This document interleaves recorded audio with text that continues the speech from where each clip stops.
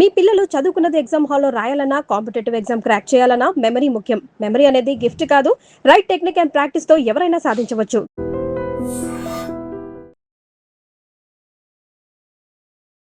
నమస్కారం, welcome to I dream.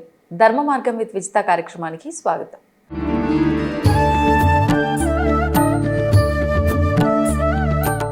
సాధారణంగా మనం కులమతాల గురించి చాలా ఎక్కువగా చర్చలు చేస్తూ ఉంటాం. అసలు ఈ కులాలు ఎక్కడి నుంచి వచ్చాయి, ఈ మతాలు ఎక్కడి నుంచి వచ్చాయి, మరి ఇవన్నీ ఉన్నవి ఉన్నట్టుగా యథావిధిగా ఎవరి దారిన వారు వెళ్ళిపోతే బాగుంటుంది, మధ్యలో వాటిని తీసుకొచ్చి మధ్యలోకి అందరినీ నలుగురిని నాలుగు రకాలుగా లాక్కొచ్చి నానా రకాల గొడవలు, ఈ విధ్వంసాలన్నీ కూడా సృష్టించడం ఈ కులమతాల పేరుతో, ఇవన్నీ చాలా ఎక్కువగా ఈ మధ్యకాలంలో మనం చూస్తూ ఉన్నాం. అసలు ఈ కులమతాల వ్యవస్థ అనేది మనకు ముందు నుంచే ఉందా, మధ్యలో మనం సృష్టించుకున్న విధానమా, వీటన్నిటి గురించి ఇప్పుడు మనం మాట్లాడబోతున్నాము. ప్రస్తుతం మనతో పాటు ఉన్నారు ఆంధ్రప్రదేశ్ కాకినాడ జిల్లాకు సంబంధించి తుని గ్రామానికి దగ్గరలో మహోజ్వల ఆశ్రమ వ్యవస్థాపకులు బాబా మహదేవ్ గారు మనతో పాటు ఉన్నారు. ఇప్పుడు వారితో మాట్లాడి ఈ విషయాలన్నీ కూడా సవివరంగా తెలుసుకునే ప్రయత్నం అయితే చేద్దాం. నమస్కారం అండి. నమస్తే అమ్మా. నమస్కారం. సాధారణంగా మనం చూస్తూ ఉంటాం రకరకాల కులాల వ్యవస్థలు, మతాలు, ఇవన్నీ కూడా ఈ మధ్యకాలంలో మత మార్పిడిలు ఇవన్నీ కూడా ఎక్కువగా చూస్తున్నాం. అసలు ముఖ్యంగా మనం ఉన్నది ఇప్పుడు ప్రస్తుతం కలియుగం. దీనికన్నా ముందర యుగాల్లో కూడా ఈ కుల వ్యవస్థ అనేది ఉందా? అసలు ఈ కుల వ్యవస్థ ఎప్పుడు ప్రారంభమైంది? ఈ మతాలు ఇవన్నీ కూడా ఎప్పుడు సృష్టించబడినవి? అసలు ఏ మతము లేదు, అందరం ఒక్కటే అంటారు. లేదు, ఈ మతాలు ఉన్నాయి, ఈ వర్గాలు ఉన్నాయి అని చెప్పి మళ్ళీ మనమే మాట్లాడతాము. ఒక మతం వారికి ఒక మతం వారికి, ఒక కులం వారికి ఒక కులం వారికి అస్సలే పడదు. ఒకరిపైన ఒకరికి చిన్న చూపు. ఈ మధ్యకాలంలో అయితే ఒకే మతస్థులకు కూడా చాలా వివాదాలు జరిగే పరిస్థితులు కూడా ఉన్నాయి. అసలు ఎందుకు ఇవన్నీ జరుగుతున్నాయి అంటారు? ఇవన్నీ ఎప్పటి నుంచి ప్రారంభమయ్యాయి? ముఖ్యంగా మన యుగాల గురించి మాట్లాడుకుంటే సత్యయుగంతో కృతయుగంతో ప్రారంభమైనప్పుడు అక్కడ కూడా కులాలు అనే మాట వర్ణాశ్రమం, వర్ణాలు అనేటువంటి మాట మీద ఉంది. అంటే 4 విభాగాలుగా ఉంటారు మనుషులు. 4 విభాగాలుగా మనుషులు వాళ్ళ మానసిక పరిస్థితిని బట్టి, వాళ్ళ మానసిక శారీరక సామర్థ్యాన్ని బట్టి 4 విభాగాలుగా విభజించబడింది. అదేంటంటే బ్రాహ్మణ, వైశ్య, క్షత్రియ, శూద్ర అని 4 విభాగాలు. బ్రాహ్మణ అనేసరికి జ్ఞానవంతులు, తెలివైన వాళ్ళు, మేధో సంపత్తి గల వాళ్ళు బ్రాహ్మణులుగా. అలాగే వైశ్య అనేవాళ్ళు అంటే వ్యాపార వ్యవహారాలు నిర్వహించే వాళ్ళందరూ కూడా, వ్యవసాయం చేసేవాళ్ళు కావచ్చు, దానిని ఆ ఉత్పత్తుల్ని అమ్మేవాళ్ళు కావచ్చు, వాళ్ళందరూ కూడా వైశ్యులుగా నిర్వర్తించబడింది. అలాగే తర్వాత వచ్చి క్షత్రియ.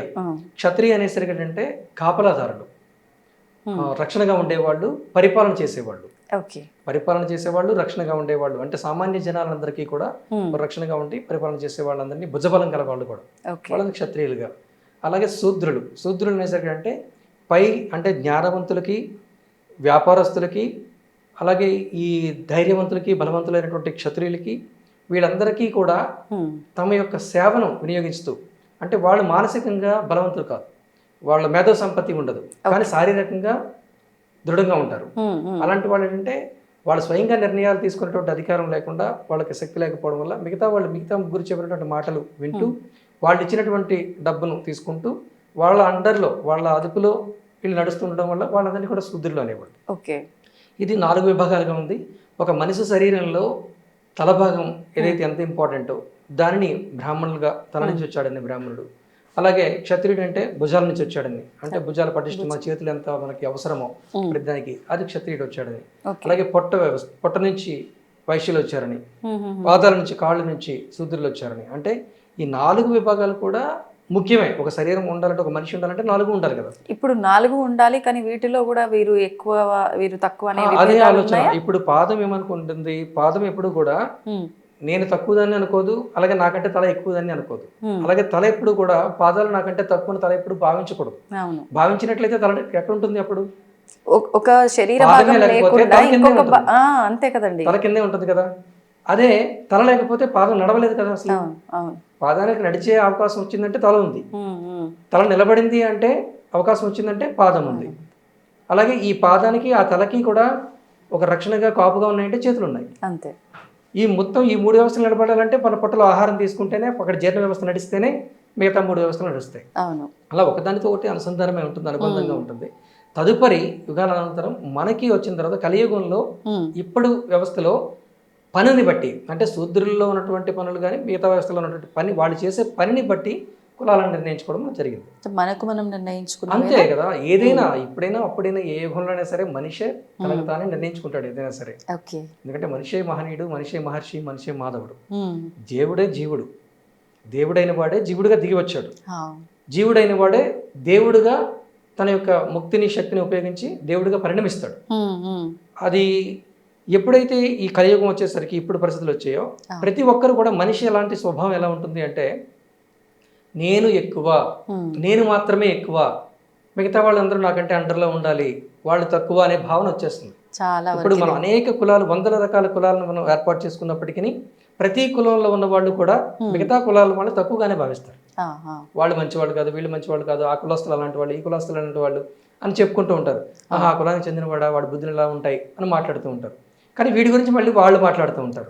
ఇదేంటంటే వేరియేషన్ అనమాట, ఒకరిపైన ఒకరు పడకపోవడం వల్ల, అంటే ఎక్కువ అనేటువంటి అహంకార భావం, స్వార్థపూరిత భావన వలన ఈ కులాలు ఎక్కువ తక్కువటువంటి ఆలోచన వచ్చింది. కానీ నిజానికి జీవుడు మానవుడు అనేవాడు అందరూ కూడా సమానమే. ఎవరు ఇందులో ఎక్కువ కాదు, తక్కువ కాదు, అందరూ సమానంగా ఈక్వల్గా ఉండాలి. అందరూ సమభావంతో పనిచేస్తేనే సమాజం నడుస్తుంది, ముందుకెళ్తుంది. అంటే ఇది నిర్ణయించుకునేది కాదు కులం అనేది, అది స్వతహాగా వచ్చేది. ఇప్పుడు నేను బ్రాహ్మణుని అవుదామంటే బ్రాహ్మణుడికి పుట్టినంత మాత్రాన బ్రాహ్మణుడు కాడు, బ్రాహ్మణ జాతిలో ఉన్నంత మాత్రాన ఒక బ్రాహ్మణుడికి పుట్టినంత మాత్రాన బ్రాహ్మణుడు కానే కాడు. ఎందుకంటే బ్రాహ్మణుడికి పుట్టినా సరే అతనికి బ్రాహ్మణత్వం ఉన్నటువంటి శక్తి సామర్థ్యాలు ఉండాలి, ఆ జ్ఞాన సంపద ఉండాలి. జ్ఞాన సంపద ఉంటే ఖచ్చితంగా వాడు బ్రాహ్మణుడే. అలాగే శూద్రుడికి పుట్టినంత మాత్రాన వాడు శూద్రుడు కాదు. శూద్రుడు పుట్టినప్పటికీ జ్ఞాన సంపద ఉన్నదనుకోండి, సాహిత్య సంపద ఉందనుకోండి, సరస్వతి కటాక్షం ఉందనుకోండి, వాడు బ్రాహ్మణుడిగానే పరిణమిస్తాడు. అంటే జ్ఞానం కలిగిన ప్రతి ఒక్కరు బ్రాహ్మణుడే. జ్ఞాన సామర్థ్యం, సరస్వతి కటాక్షం ఉన్నటువంటి ప్రతి ఒక్కరు కూడా బ్రాహ్మణుడే. జ్ఞాన కటాక్షం లేకుండా, సరస్వతి కటాక్షం లేకుండా ఏదో అలవాట్లకి బానిసలైపోయి తిరుగుతూ ఉన్నాడంటే వాడు ఏ కులంలో పుట్టినా ఏదో సాధారణ పనులు చేసుకుంటాడంటే శూద్రుడుగానే ఉంటాడు. కాదు కొద్దిగా తెలివితేటలో పనిచేస్తున్నాడు అని, వ్యాపార వ్యవహారాలు బిజినెస్లు చేస్తున్నాడు అంటే వైశ్యుడిగా పరిణమిస్తాడు. లేదు నాయకుడిగా ఉన్నాడు, ఇప్పుడు అందరూ కూడా రాజకీయ నాయకులు ఉన్నారు, వీళ్ళందరూ క్షత్రియ వంశానికి చెందిన అవుతారు, క్షత్రియులుగానే పరిణమిస్తారు. ఎందుకంటే వాళ్ళ నాయకులు అంతే, మిగతా వాళ్ళందరినీ కూడా అదుపులో ఉంచుకొని వారు పరిపాలన చేస్తున్నారు కాబట్టి వాళ్ళు క్షత్రియులు అంతే. వాడు శూద్రుడిగా పుట్టొచ్చు, బ్రాహ్మణుడిగా పుట్టొచ్చు, క్షత్రుడిగా పుట్టొచ్చు, కానీ వాడు చేసే పరిపాలన బట్టి వాడు క్షత్రియుడే అవుతాడు. అలా అన్నమాట. మరి మతాలు అండి, మతాలు కూడా మార్గాలు, ఒక్కొక్కరికి అభిమతం అన్నమాట. మతం అంటే అభిమతం, అభిప్రాయం. అంటే దేవుడు అనేవాడు ఎప్పుడు కూడా ఒకటే, దైవశక్తి ఎప్పుడు కూడా ఒకటే. ఆ దైవశక్తి అంతటా ఉన్నది, అన్నిటా ఉన్నది, విశ్వమై ఉన్నది, విశ్వాన్ని నడిపిస్తూ ఉన్నది. ఆ దైవశక్తిని మనం అందుకోవడం కోసం, ఆ దైవశక్తితో మనం మమేకం కావడం కోసం మనం ప్రయత్నిస్తూ ఉంటాం. ఆ ప్రయత్నంలో భాగంగా మనం అనేక మార్గాలను అనుసరిస్తూ ఉంటాం. మనం ఏదైతే మార్గాన్ని అనుసరిస్తున్నామో, ఏ మార్గం ద్వారా వెళితే దైవాన్ని మనం అందుకోగలమని అనుకుంటున్నామో ఆ మార్గాన్ని మనం అభిమతంగా, మతంగా భావిస్తాం. అదే ఎక్కువ అని ఎప్పుడు అనుకుంటూ ఉంటాం. మనం వెళుతున్నటువంటి మార్గమే సరైనది అని, మిగతా మార్గాలు సరైనవి కావు అని, ఆ మార్గాల్లో వెళుతున్న వాళ్ళని మనం నిరోధించడానికి ప్రయత్నం జరుగుతూ ఉంటుంది. అందువలననే మతాల మధ్యన గొడవలు ప్రారంభమవుతున్నాయి. నిజానికి అంతిమంగా ఉండేది మాత్రం ఒక్కటే, సూర్యుడు ఒక్కడే కదా, అంతటా ప్రపంచాన్ని వెలిగిస్తున్నది ఒకే ఒక సూర్యుడు. కానీ ఆ వెలుతురే ప్రపంచంలో ఉన్నటువంటి అనేక వస్తువుల మీద పడి అది రిఫ్లెక్ట్ అయ్యి ఆయా రంగులుగా కనిపిస్తుంది. మతాలు కూడా అంతే, దైవశక్తి ఒకటే, మతాలు అనేవి రంగులు లాంటివి. దేవుడు అనేవాడు సూర్యుడు లాంటివాడు. ఆ సూర్యశక్తి పడకపోతే ఈ కలర్సే లేవు కదా. చీకటి పడిన తర్వాత ఏ పువ్వు అయినా ఒకే రంగులో ఉంటుంది, అంతే కదా. ఎప్పుడైతే వెలుతురు పడిందో ఆ రిఫ్లెక్ట్ అయ్యి, ప్రతిఫలించి, ప్రకాశించి దాని తాలూకు రంగు మనకి వ్యక్తమవుతుంది.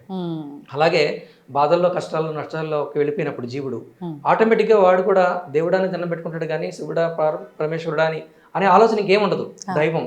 దైవశక్తి కరుణించాలి, పరమేశ్వరుడు కరుణించాలని మనం అనుకుంటాం. అంటే ఏ మతంలో ఉన్న వాళ్ళు ఆ పేరు అనుకోవచ్చు, బట్ ఏదైనా సరే ఆ కష్టంలో ఉన్నప్పుడు ఆటోమేటిక్గా ఇతర మతస్థులు ప్రార్థన చేస్తున్నప్పటికీ నా గురించి కాస్త ప్రార్థన చెయ్యి, నా గురించి కొద్దిగా వేడుకో అనే భావన వచ్చేస్తుంది. అంటే ఆపదలో ఉన్నప్పుడు, కష్టంలో ఉన్నప్పుడు, నష్టంలో ఉన్నప్పుడు ఇంకా అక్కడ వ్యత్యాసాలు ఉండవు. ఎప్పుడైతే కొద్దిగా సుఖంలో ఉన్నాడు, సంతోషంలో ఉన్నాడు, ఆనందంలో ఉన్నాడు, ధనికంగా ఉన్నాడు, అప్పుడు ఆటోమేటిక్గా నేనే ఎక్కువ, నాదే ఎక్కువ, నేను చెప్పిందే నడవాలి అనేటువంటి ఆలోచన వచ్చేస్తుంది. మనిషిలో ఉన్నటువంటి స్వార్థపూరిత భావన, అహంకార భావన కారణంగానే ఈ మతాలలో ఎక్కువ తక్కువలు అనేవి ఉన్నాయి. కానీ మతాలు ఎప్పుడు కూడా వేర్పాటువాదం కాదు, అన్నిట్లో ఉన్నటువంటి దైవత్వం ఒకటే. దానిని చూడగలిగిన వాడు మానవుడు, మహనీయుడు, వాడే మహర్షి. కానీ ఎవరు చూడగలుగుతున్నారు ప్రస్తుతం? చాలా అంటే తక్కువ మంది. ఎస్, చాలా అంటే వేళ మీద లెక్కించవచ్చు. అవును. అలా లెక్కించిన వాడు ఎవడైతే చూడగలుగుతాడో వాడు మాధవుడిగా ఉంటాడు. వారిలో దైవత్వం ప్రకాశిస్తూ ఉంటుంది. అలాంటి వ్యక్తిని ప్రతి వారు కూడా ఇష్టపడతారు. అందరిని ఈక్వల్గా చూసే వాళ్ళని, అందరూ ఇష్టాన్ని కూడా గ్రహిస్తారు. అలాగే అందరూ తిట్టకుండా ఉంటారంటే తిట్టేవాళ్ళు కూడా ఉంటారు. కొంతమంది అంటారు ఇప్పుడు సనాతన ధర్మంలో పాటించే వాళ్ళని అన్ని ఈక్వల్ అంటారు, అన్ని మతాలు సమానం అంటారు, బుద్ధి లేదు వీళ్ళకి, అన్ని మతాలు ఎందుకు సమానం అవుతాయి, సమానం కానే కాదు అని వాదించేవాడు చాలా మంది ఉన్నారు. కానీ అన్ని మతాలు సమానం అంటే అన్ని మతాల యొక్క అంతిమ లక్ష్యం, అన్ని మతాలను నడిపిస్తున్నటువంటి దైవశక్తి ఒక్కటని చెబుతున్నాం. అంతే తప్ప ఆ మార్గాలు ఇది మాత్రమే కరెక్ట్, అన్ని మతాలు ఎలాగే చెప్తున్నాయని చెప్పట్లేదు. ఇక్కడ మిస్లీడ్ చేస్తున్నారు చాలా మంది. అంటే అన్ని మతాలు ఒకేలా చెప్పట్లేదు, కానీ అన్ని మతాల యొక్క అంతిమ లక్ష్యం మాత్రం ఒకటే ఉన్నది. ఓకే, ఏంటండి ఆ లక్ష్యం ఏంటి? అదే అంటే ప్రతి వ్యక్తిలోనూ కూడా ప్రేమ, దయ, జాలి, కరుణ, సమానత్వం, నిస్వార్థం ఇవన్నీ కలిగి ఉండాలి. అలాగే వ్యభిచారం చేయకూడదు, దొంగిలించకూడదు, ఎవరికి అపకారం చేయకూడదు, ఎవరిని హింసించకూడదు, ఎవరిని బాధించకూడదు, నీ దగ్గర ఉంటే సహకరించాలి అనే విషయాన్ని ప్రతి మత గ్రంథంలో కూడా చెప్తున్నారుగా. సాటివాడికి సహాయపడమని చెప్తున్నారుగా. ఈ విషయాలన్నింటిలోనూ కూడా అంతఃసూత్రంగా ఒకటే. అందుకనే నాలాంటి వాళ్ళు చెప్పేది ఏంటంటే అన్ని మతాలు సమానం అని చెప్పమాట దానికోసం. అది మిగతా వాళ్ళు ఏమనుకుంటారంటే అలా కాదు, ఇతర మతస్థుల మీద దాడి చేయాలని చెప్తుంటారు కదంటే అందులో ప్రతి మతంలో ఉన్నటువంటి వాళ్ళల్లో మనుషుల్లో మంచి చెడు అనేది ఉంటుంది. ఎవరు కూడా కేవలం మంచి మనుషులే ఉన్నటువంటి మతాన్ని ఒకటి కూడా చెప్పలేం, కేవలం చెడ్డవాళ్ళు ఉన్నటువంటి మతాన్ని ఒకటి కూడా మనం చూపించలేం. ప్రతి మతంలోనూ కూడా మంచి చెడు అనేది కామన్గా ఉంటుంది. అది కొంతమంది ఎక్కువ స్థాయిలో ఉండవచ్చు, తక్కువ స్థాయిలో ఉండవచ్చు. కాబట్టి మన మతాన్ని బట్టి మనిషిని ఎప్పుడు కూడా మనం నిర్ణయించకూడదు, మతాన్ని బట్టి మనిషిని ద్వేషించకూడదు, మతాన్ని బట్టి మాత్రమే మనిషిని ప్రేమించకూడదు. మనిషిని మనిషిగా ప్రేమించాలి, అతని యొక్క మానవత్వాన్ని చూసి ప్రేమించాలి, దయాగుణంతో మనం ప్రేమించాలి, దయాగుణంతో మనం సహకరించాలి. ఎటువంటి మతస్థుడైనా సరే, మన ఏదో హోటల్ తగలబడిపోతుంటే వెంటనే పైనుంచి అందరూ దూకుతుంటే పక్కన పరుపులు అమ్ముకుంటున్నటువంటి ఒక ఆయన ఆ పైనుంచి దూకుతున్న వాడు ఏ మతస్థుడు అనేది వాడికి తెలియదు. బట్ ఈ పరుపులని తీసుకెళ్లి అక్కడ వేయడం జరిగింది, ఆ పైనుంచి దూకిన వాళ్ళు దాని మీద పడడానికి. అలాగే ఇప్పుడు ఆ మధ్యన మన కాశ్మీర్లో దాడి జరిగినప్పుడు అక్కడ అందరు టూరిస్టులు ఉన్నారు, ఎవరు ఏ మతం ఎవరికి తెలుస్తూ వెళ్తున్నప్పుడు అంటే ఉగ్రవాది మతాన్ని అడిగే కాల్చాడు, కానీ అక్కడ సహకరించిన వాళ్ళు ఉన్నారు చూసారా, వాళ్ళు మతాన్ని అడిగి రక్షించలేదు.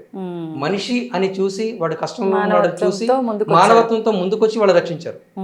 అంటే ఇందులో రెండు గ్రూప్స్ ఉంటాయమ్మా. అంటే ప్రతి మతంలోనూ కూడా సాటి మనిషిని మనిషిగా భావించేవాడు ఉంటాడు, సాటి మనిషిని శత్రువుగా భావించేవాడు ఉంటాడు. అవును, ఏ సంబంధం లేకపోయినా వాడిని శత్రువుగా భావిస్తారు. మతాన్ని బట్టి వాడి మతాన్ని పాటిస్తున్నాడా అంటే శత్రువే మనకి. అది చాలా ప్రమాదకరమైనటువంటి వ్యవస్థ. మతాన్ని చూసి మనిషిని ఎప్పుడు కూడా ద్వేషించొద్దు, ఏ మతంలో ఉన్నా మనిషిని మనిషిగా ప్రేమించాలి. కానీ వాస్తవానికి అంటే హిందూ మతస్థులు మాత్రమే మిగతా మతస్థుల విషయంలో అంత చిన్న చూపు అంటే అంత పక్కన పెట్టే భావన ఉండదు. అంటే చాలా మందిలో ఉండే భావన చెప్తున్నా. ఇతర మతస్థులు మాత్రం మేము మాది అనే ఒక ధోరణిలోనే ఉంటారు. ఇప్పుడు ఉదాహరణకి మన స్నేహితులు ఎవరైనా ఇతర మతస్థులు ఉంటే వాళ్ళతో పాటు తిరుగుతాము, వాళ్ళ ప్రార్థనా మందిరాలకు వెళ్తాము, వస్తాము. వాళ్ళు ఏదైనా ఇంటి నుంచి తీసుకొచ్చినా అక్కడ నుంచి తీసుకొచ్చినా మనం ఇలాంటివి ఏం పట్టించుకోకుండా తీసుకుంటాము. ఎవరైనా ఫ్రెండ్స్ ఉంటే వాళ్ళ ఇంట్లో పండగప్పుడు ఏదైనా వండి పంపించినా ఇట్లాంటివి చేస్తూ ఉంటాం. కానీ వాళ్ళ విషయానికి వస్తే మాత్రం చాలా దూరంగా పెట్టడము, ఆలయాల ప్రాంగణంలో కూడా రాకపోవడము ఇలాంటివి మాత్రం చేస్తూ ఉంటారు. కారణం ఏంటంటే మనది సనాతన ధర్మం. సనాతన ధర్మం అంటే విశాలమైనది, విశ్వాసంతో కూడుకున్నది. అంటే అన్నిట్లో ఉన్నటువంటి పరమాత్మ ఒక్కడే ఉన్నాడు, ఆ పరమాత్మ అంతటా ఉన్నాడు, అణువణువులోనూ ఉన్నాడు, ప్రతి అణువులోనూ ఉన్నాడు అనే భావన మనది. కాబట్టి సనాతన ధర్మం పాటించే వ్యక్తి ఎవరైనా సరే ఎక్కడ ప్రార్థన జరిగినా, ఎక్కడ ప్రార్థనా స్థలం ఉన్నా అన్నిటినీ ఈక్వల్గా భావిస్తాడు. మిగతా మతాల్లో ఏంటంటే వాళ్ళు ఒక ఏర్పాటు చేసుకొని గిరిగీసుకొని ఒక సర్కిల్లో ఉండిపోతారు. సర్కిల్లో ఉండిపోయి ఇప్పుడు ఇస్లాం ఉందనుకోండి, దేవుడు అనే వాడికి రూపమే లేదు, దేవుడు ఎక్కడ రూపంతో కనిపించడు, శూన్యంలో ఉంటాడు, విశ్వాన్ని నడిపిస్తున్నాడు అనేటువంటి భావన వాళ్ళది. కాబట్టి ఏ రూపాన్ని వాళ్ళు ఆరాధించరు. అలా క్రిస్టియానిటీ ఉందనుకోండి, దేవుడు అనేవాడు విశ్వాంతరాలలో ఉన్నాడు, బట్ యేసు ప్రభువుగా దిగి వచ్చాడు, యేసు ప్రభువు మాత్రమే దేవుడు అని ఆరాధించే వాళ్ళు ఉంటారు. అంత తప్ప ఇంకేమీ పట్టించుకోరు. అలాగే వాళ్ళు ఏ పూజా కార్యక్రమాలు చేసినా ప్రసాదాన్ని కూడా వాళ్ళు వేరుగా భావిస్తారు. ఇంకెక్కడ ఇంకో విషయం గుర్తుపెట్టుకోవాలమ్మా మనం, ఎక్కువ వేరియేషన్ చూపించే వాళ్ళందరూ కూడా మన భారతదేశంలో ఉండి అప్పటి వరకు మన సనాతన ధర్మంలో ఉండి ఆ ఇతర మతాన్ని స్వీకరించిన వాళ్ళే ఎక్కువ వేరియేషన్ వ్యత్యాసాన్ని చూపిస్తున్నారు తప్ప అవును అవును నిజంగా అక్కడే పుట్టి పెరిగి ఆయా మతస్థులు ఎవరైతే ఉన్నారో వాళ్ళకి ఎటువంటి వ్యత్యాసాలు ఉండవు. నిజంగా వాళ్ళే ఇక్కడ ఉన్నటువంటి సనాతన ధర్మ పరులకి సహకరిస్తూ ఉంటారు. మన గుడ్లకు వస్తారు, పూజలు చేస్తారు, ఆలయాల దర్శనం చేసుకుంటారు, మన వస్త్రధారణ చేసుకుంటారు. అన్నింటిలో కూడా ఈక్వాలిటీ, ఆ ప్రేమ భావన అనేది వాళ్ళలో ఎక్కువగా ఉంటుంది. కానీ అక్కడ ఉన్న వాళ్ళందరూ మంచి వాళ్ళు అయితే మరి ఎందుకు ఇలా తయారవుతున్నారంటే అక్కడ ఉన్న వాళ్ళలో కొంతమంది మతాన్ని వ్యాపారంగా మార్చిన వాళ్ళు చేసే పనులు ఇవన్నీ కూడా. మతాన్ని ఒక వ్యాపార వ్యవస్థగా మార్చేశారు. మార్చేయడం వలన ఎప్పుడైతే నా షాప్ బాగుండాలంటే నా ఒక బిజినెస్ బాగుండాలంటే పక్కవాడి బిజినెస్ ఆటోమేటిక్గా తొక్కేయాలనేటువంటి ఆలోచన.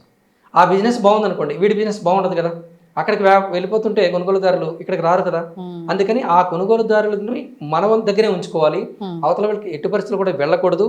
ఆ వచ్చే విరాళాలు కానీ, ఆ డొనేషన్స్ కానీ, ఆ సంపద కానీ, కానుకలు కానీ అవన్నీ కూడా మనకే ఉండాలి. మనకే ఉండాలంటే ఏం చేయాలి? అవతలది కరెక్ట్ కాదు, తప్పు, అది మంచిది కాదు, అది చెడ్డది, అది పిశాచం, అది దెయ్యం, అది భూతం అని ఎప్పుడైతే ఫోకస్ చేస్తూ ఉంటాడో వెళ్ళేవాడు నిజంగా ఆటోమేటిక్గా ఆ నమ్మకానికి వెళ్ళిపోతాడు. అమ్మ అక్కడికి వెళితే దెయ్యాలు ఉంటాయంట, భూతాలు ఉంటాయంట, ప్రేతాలు ఉంటాయంట, అది ప్రసాదం అంటే ప్రసాదం కాదంట, అదేదో పిశాచాలు పట్టుకుంటాయంట అనే ఆలోచనకి వెళ్ళిపోతాడు. ఎందుకంటే అలా మోటివేట్ చేస్తున్నారు. ఎందుకు మోటివేట్ చేస్తున్నారంటే వాళ్ళ వ్యవస్థని అభివృద్ధి చేసుకోవడం కోసం, వాళ్ళు బలపడడం కోసం, ఆ పర్టికులర్ సమాజం బలపడడం కోసం చేస్తున్నారు. ఇది తెలుసుకున్న వాళ్ళు అలాంటి దాంట్లోకి వెళ్ళారు. తెలుసుకోలేని వాళ్ళు ఆటోమేటిక్గా వాళ్ళ యొక్క మాయ మాటలకు లోబడి దానిలోకి వెళ్ళిపోయి అదే నిజమైనటువంటి నమ్మకంతో వెళ్ళిపోతూ ఉంటారు, భ్రమలోకి వెళ్ళిపోతూ ఉంటారు. కానీ సనాతన ధర్మం మాత్రం అన్నింటిలో ఉన్నటువంటి పరమాత్మ దర్శనం అని చెబుతుంది కాబట్టి. అంతేకాకుండా ఇక్కడ వేరియేషన్ కూడా చాలా ఎక్కువ ఉంది. ఎందుకంటే దుర్గమ్మ పూజించే వాళ్ళు ఉంటారు, లక్ష్మీదేవిని పూజించే వాళ్ళు ఉంటారు, సరస్వతిని పూజించే వాళ్ళు ఉంటారు, పార్వతిని పూజించే వాళ్ళు ఉంటారు, కాళీమాతని పూజించే వాళ్ళు ఉంటారు. అలాగే శివుని పూజిస్తారు, విష్ణువుని పూజిస్తారు, ఆంజనేయ స్వామిని పూజిస్తారు, రాముని పూజిస్తారు, ఇలా అయ్యప్పని పూజిస్తారు, సుబ్రహ్మణ్య స్వామిని పూజిస్తారు, సాయిబాబాని పూజిస్తారు. అలా వేరియేషన్స్ అనమాట. ఎక్కడ అంటే పూజ ఇక్కడ కామన్గా చూసేది అంటే పూజను చూస్తారు. ఇక్కడ దైవాన్ని, పూజని దైవ భావనతో చూస్తారు తప్ప అది ఎవరిని పూజిస్తున్నాం, ఏ పేరుతో పిలుస్తున్నాం అనేటువంటి ఆలోచన ఉండదు. అక్కడి నుంచి మనకు ఒక శక్తి వస్తుంది, మనకు ఒక రక్షణ వస్తుంది అనేటువంటి ఆ నమ్మకంతో పూజిస్తాం. కాబట్టి ఇదే కోవలో ఇక్కడ వేరియేషన్స్ ఉన్నాయి కాబట్టి ఆటోమేటిక్గా అక్కడ వేరియేషన్స్ కనపడినా దాన్ని మన వేరియేషన్గా మనం భావించట్లేదు. అది ప్రత్యేకమైనది అనే భావన మనకు రావడం లేదు. ఒక యేసుప్రభుని కూడా మన దేవుళ్ళకి పూజించేస్తున్నాం. ఒక హనుమంతుని ఎలా పూజిస్తాము, ఒక సుబ్రహ్మణ్య స్వామిని ఎలా పూజిస్తున్నాం, అలాగే మనం భావించేస్తున్నాం. పూజించకపోయినా మనం దూషించము, అదే దూషించట్లేదు, భావిస్తున్నాం. ఒకటి ఏంటంటే ఆటోమేటిక్ గా పూజించకపోయినా అనే మాట కూడా సడన్ గా మనం వెళ్తున్నప్పుడు ఏదైనా ప్రేయర్ వినిపిస్తుంది అనుకోండి, ఆటోమేటిక్ చాలా మంది ఒక 90% ప్రశాంతతకు లోనైన వాళ్ళు ఉంటారు. ఒక ప్రేయర్ ఇప్పుడు హజా అనిపిస్తుంటది, హజా అనిపిస్తున్నప్పుడు సడన్ గా మనకు అకస్మాత్తుగా అలా ఆగి కాసేపు ప్రశాంత స్థితిలోకి వెళ్తూ ఉంటాం. అంటే వాడు దైవాన్ని ప్రార్థిస్తున్నాడు, ఆ దైవ భావనలో ఉన్నాడు, అది ఏదో మేలు జరుగుతుంది అనే ఆలోచన మనకు ఉంది. కాబట్టి ఆటోమేటిక్గా అది వ్యత్యాసం కనపడట్లేదు మనకి. అని మిగతా వాళ్ళలో మాత్రం ఖచ్చితంగా మన పూజ వినిపించినా, డప్పులు వినిపించినా ఇదేదో దయ్యాలు పోతాలనేటువంటి ఆలోచనతో వెళ్ళిపోతున్నారు. ఆ భయంలోనే ఉన్నారు. ముఖ్యంగా మనిషిని భయపెడుతున్నది ఏదైతే ఉందో అదే దయ్యం. ఇప్పుడు ఇంకొక చిన్న అంటే సందేహం, మనం అంత మంచి భావనతో ఐకమత్యంగా ఉండాలనే భావన కావచ్చు, మన సనాతన ధర్మం మనకిచ్చిన ఆ గొప్ప ఆ మేధాశక్తి వల్ల మనలో ఉన్న ఆ మంచితనంతో మనం అందరినీ దగ్గర చేసుకోవాలనే భావన మనలో ఉంది. కానీ ఇది ఎంతవరకు అంటే కరెక్ట్ అనే భావన కూడా మన హిందువుల్లో చాలా మందికి ఉంది. ఎందుకు అనంటే మీరు కేరళ సినిమా చూసే ఉంటారు, కేరళ స్టోరీకి సంబంధించి అవి మనకు 2 సినిమాలు రావటం జరిగింది. ముస్లిమ్స్ మన ఆడపిల్లల్ని అలా ట్రాప్ చేసి తీసుకెళ్లి చేయటం అది నిజంగా జరిగిన విధానాలే. తర్వాత ఈ క్రిస్టియానిటీకి సంబంధించిన వాళ్ళు కూడా ఈ మధ్య కాలంలో నేను ఇన్స్టాగ్రామ్ లో చూడడం జరిగింది, ఒక 2 days బ్యాకే. హిందూ టెంపుల్స్ కి కొంచెం దగ్గరలో టర్నింగ్స్ దగ్గర అట్లా నించొని అమాయకంగా కనిపించే ఆడవారిని, మగవారిని వీళ్ళందరినీ కూడా ట్రాప్ చేసి మీరు మా మతంలోకి మారిపోతే మీకు ఆరోగ్య అంటే వీళ్ళ కీ పాయింట్ పట్టుకొని మీకు ఆరోగ్య సమస్యలు ఉన్నాయా, అంటే మీ దేవుడి దగ్గరికి వెళ్తే మీకు ఇంతకాలం నుంచి మీకు ఏం జరిగింది ఇలా అని చెప్పి చెప్తున్నారని చెప్పి నేను ఇన్స్టాగ్రామ్ లో చూడడం జరిగింది. అండ్ బస్ స్టాండ్లలో కూడా ఎక్కువగా అన్ని రకాల జనాలు వస్తారు, కొంచెం అంటే అట్రాక్ట్ అవుతున్నారు అనే పీపుల్ని తీసుకొని ఇలా మార్చడానికి ప్రయత్నిస్తున్నారు. ఇలాంటి క్రూరమైన మెంటాలిటీ ఉన్న వాళ్ళతో మనం ఎందుకు ఉండాలి అసలు సన్నిహితంగా అంటే క్రూరమైన మెంటాలిటీ ఉన్న వాళ్ళందరూ నేను ముందే చెప్పాను కదమ్మా, ఒక మతంలో ఉన్న వాళ్ళు మొత్తం ఆ క్రూరమైన మెంటాలిటీతో లేరు, ఎట్టి పరిస్థితుల్లో లేరు. ఆ విధానంలో ఉన్న వాళ్ళు కొంతమంది వ్యక్తులు ఉన్నారు. ఆ కొంతమంది వ్యక్తులని మనం చూసి మిగతా వాళ్ళందరూ కూడా క్రూరమైన వాళ్ళు అని మాత్రం ఎప్పుడు కూడా మనం ఆలోచించకూడదు. అలా అనుకుంటే ఎప్పటికీ కూడా సఖ్యతతో మనిషిగా బ్రతకలేడు. ఎప్పుడు కూడా మనం ఎప్పుడు ఆలోచించవలసింది ప్రేమ భావన, సహాయం, సభ్రతత్వం, కరుణ, జాలి, దయ. అవి ఎప్పుడైతే మనలో నిండుగా ఉంటాయో మనం మన పరిసరాలు కూడా ఆటోమేటిక్గా శాంతంగా ఉంటాయి, ప్రశాంతంగా ఉంటాయి. దాన్ని పెంపొందించుకోవడానికి ఎక్కువ ప్రయత్నించాలి. కానీ ఏదో చెడు జరగచ్చు కాదు. ఇప్పుడు కాశీ ఉంది తల్లి, కాశీలో ఉన్న వాళ్ళు వెళ్ళినప్పుడు మన వాళ్ళే ఆరాధిస్తున్న వాళ్ళే. ఇప్పుడు ఇంద్రసేన వాళ్ళు చూసారు కదా, మీది తినాలి మాది తినాలి అంటే ఇక్కడ సనాతన ధర్మాన్ని పాటించేవాడే కానీ ఎవరిని మోసగిస్తున్నాడు? సనాతన ధర్మాన్ని పాటిస్తున్న వాడిని మోసగిస్తున్నాడు. అవును. ఎంతవరకు ఎందుకు? అన్నదమ్ములు ఉంటారు తల్లి, ఒకే తల్లికి పుడతారు, ఒకే తండ్రికి పుడతారు, ఒకే ఇంట్లో పెరుగుతారు. వాళ్ళలో ఆస్తి తగాదాలు వచ్చేసరికి ఎలా ఉంటుంది పరిస్థితి? శత్రువులు అయిపోతారు కదా, ఇమీడియట్లీ శత్రువులు అయిపోతారు కదా. రక్తం ఒకటే ప్రవహిస్తున్నది కానీ విపరీతమైనటువంటి శత్రుభావంతో ఉంటారు కదా. అలా ఏంటంటే అక్కడ జరుగుతున్నది దేనికోసం జరుగుతుంది అంటే సంపద కోసం జరుగుతుంది, వాళ్ళ అహంకారం కోసం జరుగుతుంది తప్ప ఇక్కడ దైవం కోసం కాదు జరుగుతున్నది. దైవ భావన అనేది ఒకటే. కాబట్టి చాలా మంది అనేక ప్రమాదాలు ఎదురైనప్పుడు ఇతర మతస్థుల్ని కాపాడినటువంటి అవతల మతస్థులు లేరా? ఒకవేళ నిజంగా ప్రతి మతస్థుడు కూడా అసలు టచ్ చేయట్లేదు, ఎవరిని కాపాడట్లేదు, పట్టించుకోవట్లేదు అనుకుంటే అప్పుడు మనం ఖచ్చితంగా 100% వాళ్ళు శత్రువులే అని మనం భావించవచ్చు. కానీ అలా లేదు కదా. 70% 80% పీపుల్ వాళ్ళు చాలా సన్నిహితంగా ఉంటున్నారు కదా, అనుకూలంగా ఉంటున్నారు కదా. ఉండకపోతే వాళ్ళకి కూడా జీవన విధానం లేదు కదా, అవకాశం లేదు కదా. ఇంతమందితో సహాయంగా ఉండకపోతే, సహకారంతో ఉండకపోతే వాళ్ళ మనుగడ కూడా లేదు కదా. కాబట్టి మనం మనుగడని పెంచుకోవడం కోసం మనం ఎప్పుడు ఏం చేయాలంటే ఎదుటి వాళ్ళని ద్వేషించడం కాదు, మన మనుగడకి సాధించుకోవడం కోసం మన విధానాన్ని పెంపొందించుకోవడం కోసం ప్రయత్నించాలి. ఈ విధానాన్ని చాటి చెప్పడం కోసం ఎక్కువగా ప్రయత్నించాలి. నేను చెప్తాను, కొంతమంది స్నేహితులు ఉంటారు, రే మన ఊరిలో చర్చి కట్టేస్తున్నాడు, వాడు ఇలా ఇది కట్టేస్తున్నాడు, మసీదు కట్టేస్తున్నాడు, దాన్ని ఆపాలి మనం అంటే. దీనికంటే ఎక్కువగా నువ్వు గుడి కట్టడానికి ప్రయత్నించు, ఒక భజన చేయడానికి ప్రయత్నించు, ఒక జాతర చేయడానికి ప్రయత్నించు. అమ్మవారి గుడి అక్కడ కూలిపోయిన ఉంటుంది, దాన్ని కట్టడానికి ప్రయత్నించు. నీ సమయాన్ని, విలువైన సమయాన్ని ఇందుకోసం ఉపయోగిస్తే ఆటోమేటిక్గా తగ్గిపోతుంది కదా. అంతే. నువ్వు చేయాల్సింది చేయడం మానేసి అవతలేడితో చేస్తున్నాడని వాడి చుట్టూ నీ నిరంతరం కూడా నీ మేధస్సు, నీ ధనాన్ని, సమయాన్ని అన్నిటిని కూడా దానికోసం ఉపయోగిస్తున్నావు. వీళ్ళని వదిలేస్తారు మొత్తంగా పూర్తిగా. అసలు అక్కడ ప్రేమ భావన లేదు. ప్రేమ భావన ఉంటే పలకరిస్తే ఎలా ఉన్నావు, మన ఒక వ్యక్తి బాగుండకపోతే మనలో ఎంతమంది మనం వెళ్ళి పలకరిస్తున్నాం. ఇప్పుడు సిటీస్లో కూడా ఎంత దారుణంగా తయారైంది. పక్క ఫ్లాట్, అటుపక్క డోర్ ఉంటుంది, ఇటుపక్క డోర్ ఉంటుంది, 2 డోర్లు ఎప్పుడు మూసుకునే ఉంటాయి. ఒకవేళ పొరపాటున ఇలా డోర్ తెరిచిన వెంటనే టక్ మన తలపేసేస్తాం. ఉన్నారో లేరో కూడా తెలుసుకోలేని పరిస్థితులు. ఒకప్పుడు లాక్స్ వేస్తే అన్నా లేరు, ఇప్పుడు డోర్ లాక్స్. అసలు ఇంట్లో వీళ్ళు ఉన్నారా లేరా తెలియదు కదా. అసలు మనిషి చాలా పట్టణాల్లో అపార్ట్మెంట్ కల్చర్ వచ్చిన తర్వాత మనుషులందరూ మూకమ్మడిగా సమూహంగా ఒక దగ్గర చేరారు. కానీ మనసులన్నీ సుదూరంగా వెళ్ళిపోయాయి. మనుషులు దగ్గర అవుతున్నారు, మనసులు దూరం అయిపోతున్నాయి. ఒకప్పుడు పల్లెటూరులో అలాగేనా, ఊరి చివరిలో ఏం జరిగినా సరే ఇక్కడ వాళ్ళందరూ మాట్లాడుకుంటారు. ఊరంతా చుట్టాలే, ఊరందరితో మాట్లాడుకోవడం. అక్కడ వరుసలతో, కులాలతో సంబంధం లేదు, మతాలతో సంబంధం లేదు. అన్నయ్య, బావ, తమ్ముడు, అక్క, చెల్లి అని పిలుచుకుంటూ ఎంత సఖ్యతగా సంతోషంగా నడిచేది. ఇప్పుడు ఆటోమేటిక్గా ఈ పట్టణ కల్చర్ పల్లెల్లో కూడా పాకేసింది. అక్కడ కూడా ఆటోమేటిక్గా ఇంటి వాడికి, పక్కింటి వాడికి మనకి పడదు, వాడికి మనకి పడదు, వీడికి మనకి పడదు. ఎవడన్నా పల్లెటూరి మనస్తత్వంతో అంటే ఇంతకు ముందు ఉన్నట్లుగా ఉండుంటే వాడు ఇంకా అప్డేట్ అవ్వట్లేదు. వాడు బాయిలో కప్పలాగా అక్కడ ఉండిపోయాడు, వాళ్ళని వెలేయటమే. కానీ నిజానికమ్మా ఎవరు సంతోషంగా జీవిస్తూ ఉన్నారు అంటే, ఎవరు ఆనందాన్ని అనుభవిస్తున్నారంటే అందరినీ సమానంగా భావించేవాడు, నిస్వార్థంగా జీవించేవాడు, ప్రేమతో ఉండేవాడు, కరుణతో ఉండేవాడు, వాడు మాత్రమే ఆనందాన్ని అనుభవిస్తున్నాడు. మిగతా వాళ్ళకి కార్లు ఉండొచ్చు, బంగ్లాలు ఉండొచ్చు, డబ్బు, నగలు ఉండొచ్చు, నాణ్యాలు ఉండొచ్చు, ఉద్యోగాలు ఉండొచ్చు, పెద్ద అధికారం ఉండొచ్చు, కానీ వాళ్ళు నరకంలో ఉన్నారు, అశాంతితో ఉన్నారు, నిరంతరం కూడా ప్రశాంతతని కోల్పోతూ ఉన్నారు. ఏ డబ్బు లేకుండా అసలు ఏదో ఆ పూటకి తింటూ కొద్దిగా ఇంజనీళ్ళు తాగుతూ ఉన్నవాడు కూడా అందరినీ సమానంగా చూడగలిగితే వాడు స్వర్గంలోనే ఉన్నాడు, స్వర్గంలోనే ఉంటాడు ఎప్పుడు కూడా. ఇది మాత్రం వాస్తవం, ఇందులో ఏమాత్రం సందేహం లేదు.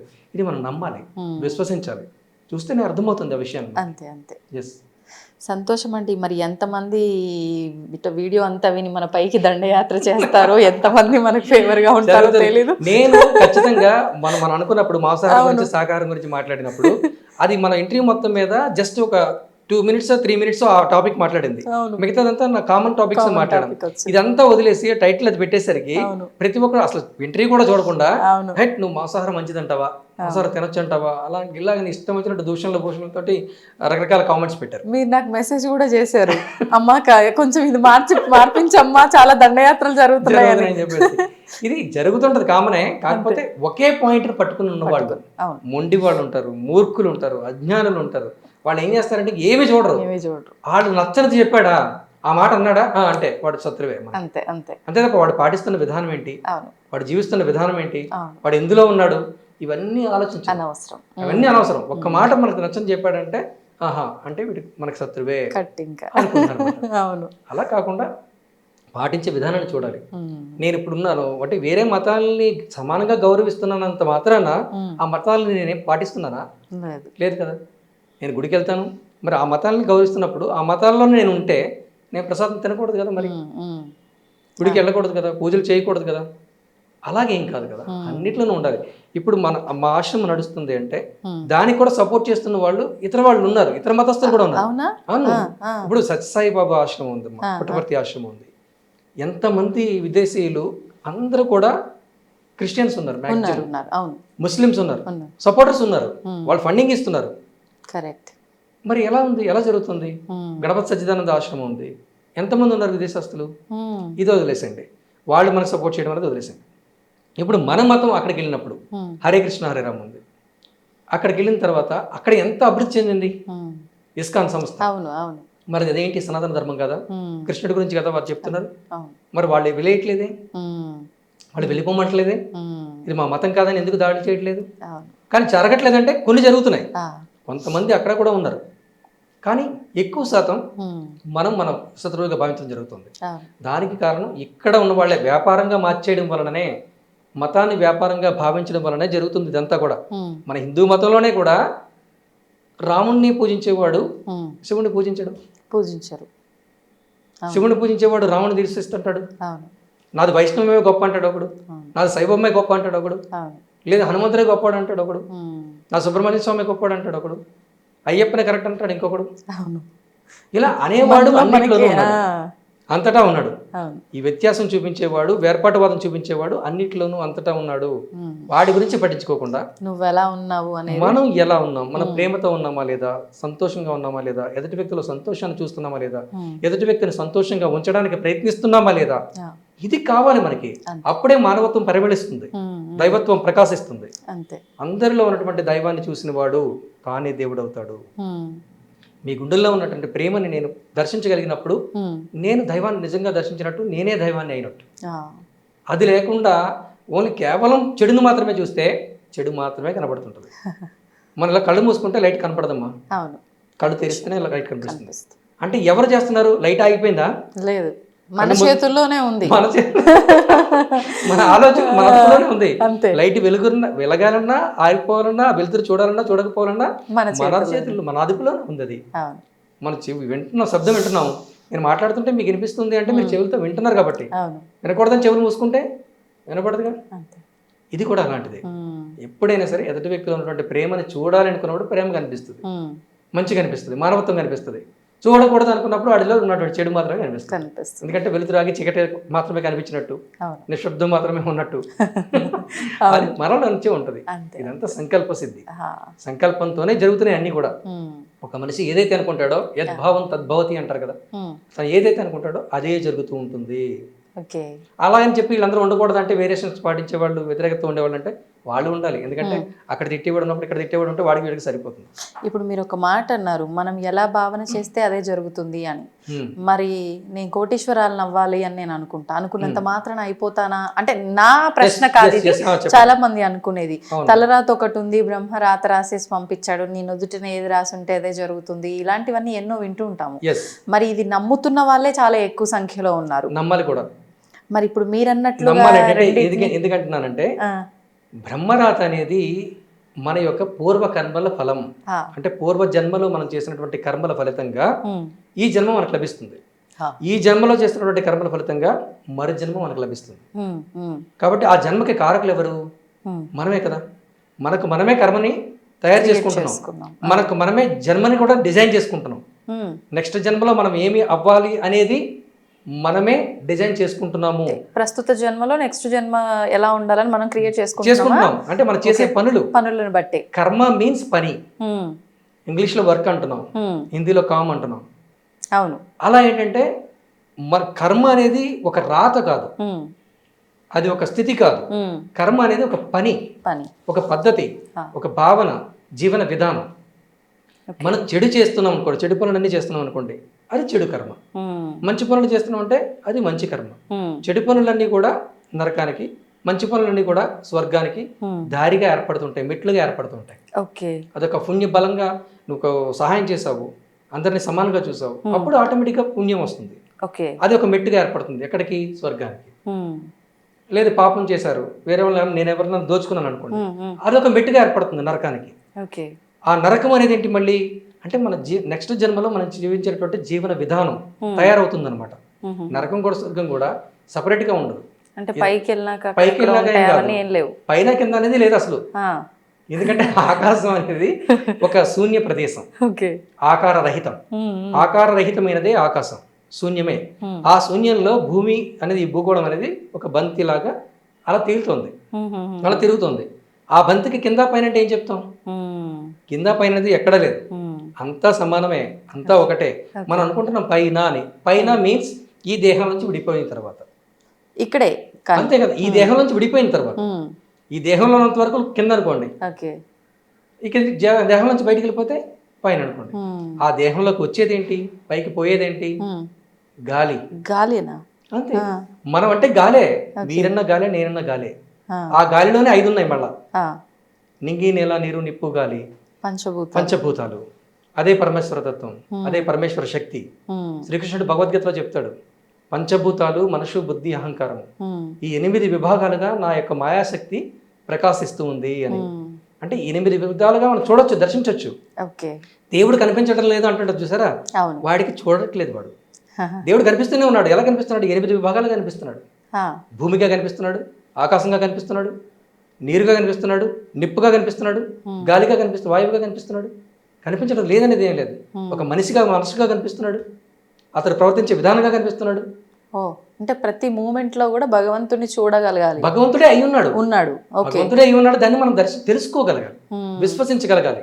ఆహా, ఇదే దేవుడు, ఇదే దేవుడు, ఇదే దైవశక్తి అని మనం తెలుసుకుంటే దేవుడు నిరంతరం మనం చూస్తూనే ఉంటాం, దర్శిస్తూనే ఉంటాం. ఇది దేవుడు కాదు అనుకున్నప్పుడు దీనికంటే ఇంకేదో ఉంది. దేవుడు అంటే ఆకాశంలో ఉంటాడు, ఎక్కడెక్కడ పైన ఉంటాడు, లేకపోతే త్రిశూలం పట్టుకునే ఉంటాడు, లేకపోతే చక్రం తిప్పుతూనే ఉంటాడు, లేదా మురళి పట్టుకుంటూ ఉంటాడు, లేదా సెలువు పట్టుకునే ఉంటాడు. ఇట్లా అనుకుంటారు అనమాట, ఆలోచనలో వెళ్ళిపోతారు. అంటే మన భావన అలా ఉందన్నమాట. ఇప్పుడు మీరన్నట్టు మనం నెక్స్ట్ జన్మకి సంబంధించిన అంతా ప్రాసెస్ అంతా మనం ఇక్కడే తయారు చేసుకొని, ఆ బర్త్ మన చేతుల ద్వారా మనమే తయారు చేసుకొని జన్మ తీసుకుంటాం అన్నారు. మరి ఇప్పుడు ప్రస్తుతం అనేది ఒకటి ఉంది. ఇప్పుడు కొన్ని కర్మలు చేస్తున్నాము. ఈ కర్మల వల్ల ఆల్రెడీ మనం అప్పటికి క్రియేట్ చేసుకున్నవన్నీ తొలగిపోవాలి అని అంటే ఇక్కడ ప్రస్తుతం ఎలాంటి కర్మలు చేయాలి? అంటే జన్మ ఉండకూడదు, ఇంకా జన్మ ఉండకూడదు అనేది ఎప్పుడు లేదమ్మా. ఎందుకంటే విష్ణుమూర్తి దశావతారాలు ఎత్తాడని మనం అనుకుంటున్నాం కదా, అంటే దేవుడే అవతరిస్తాడు. అంటే ఆయన ఒక పర్పస్ తో కదా. మనం కూడా అంతే. ఆయన ఈయన అనేది ఒకటి తేడా లేదు నిజానికి. దేవుడే జీవుడు, శివుడే దేవుడు. ప్రతి వ్యక్తి కూడా అనంతంగా ఉన్నప్పుడు, అనంతంగా దేహరహితంగా ఉన్నప్పుడు జన్మ లేనట్టు, అనంతంలోంచి అంతమయ్యే దేహంలోకి వచ్చినప్పుడు జన్మ తీసుకున్నట్టు.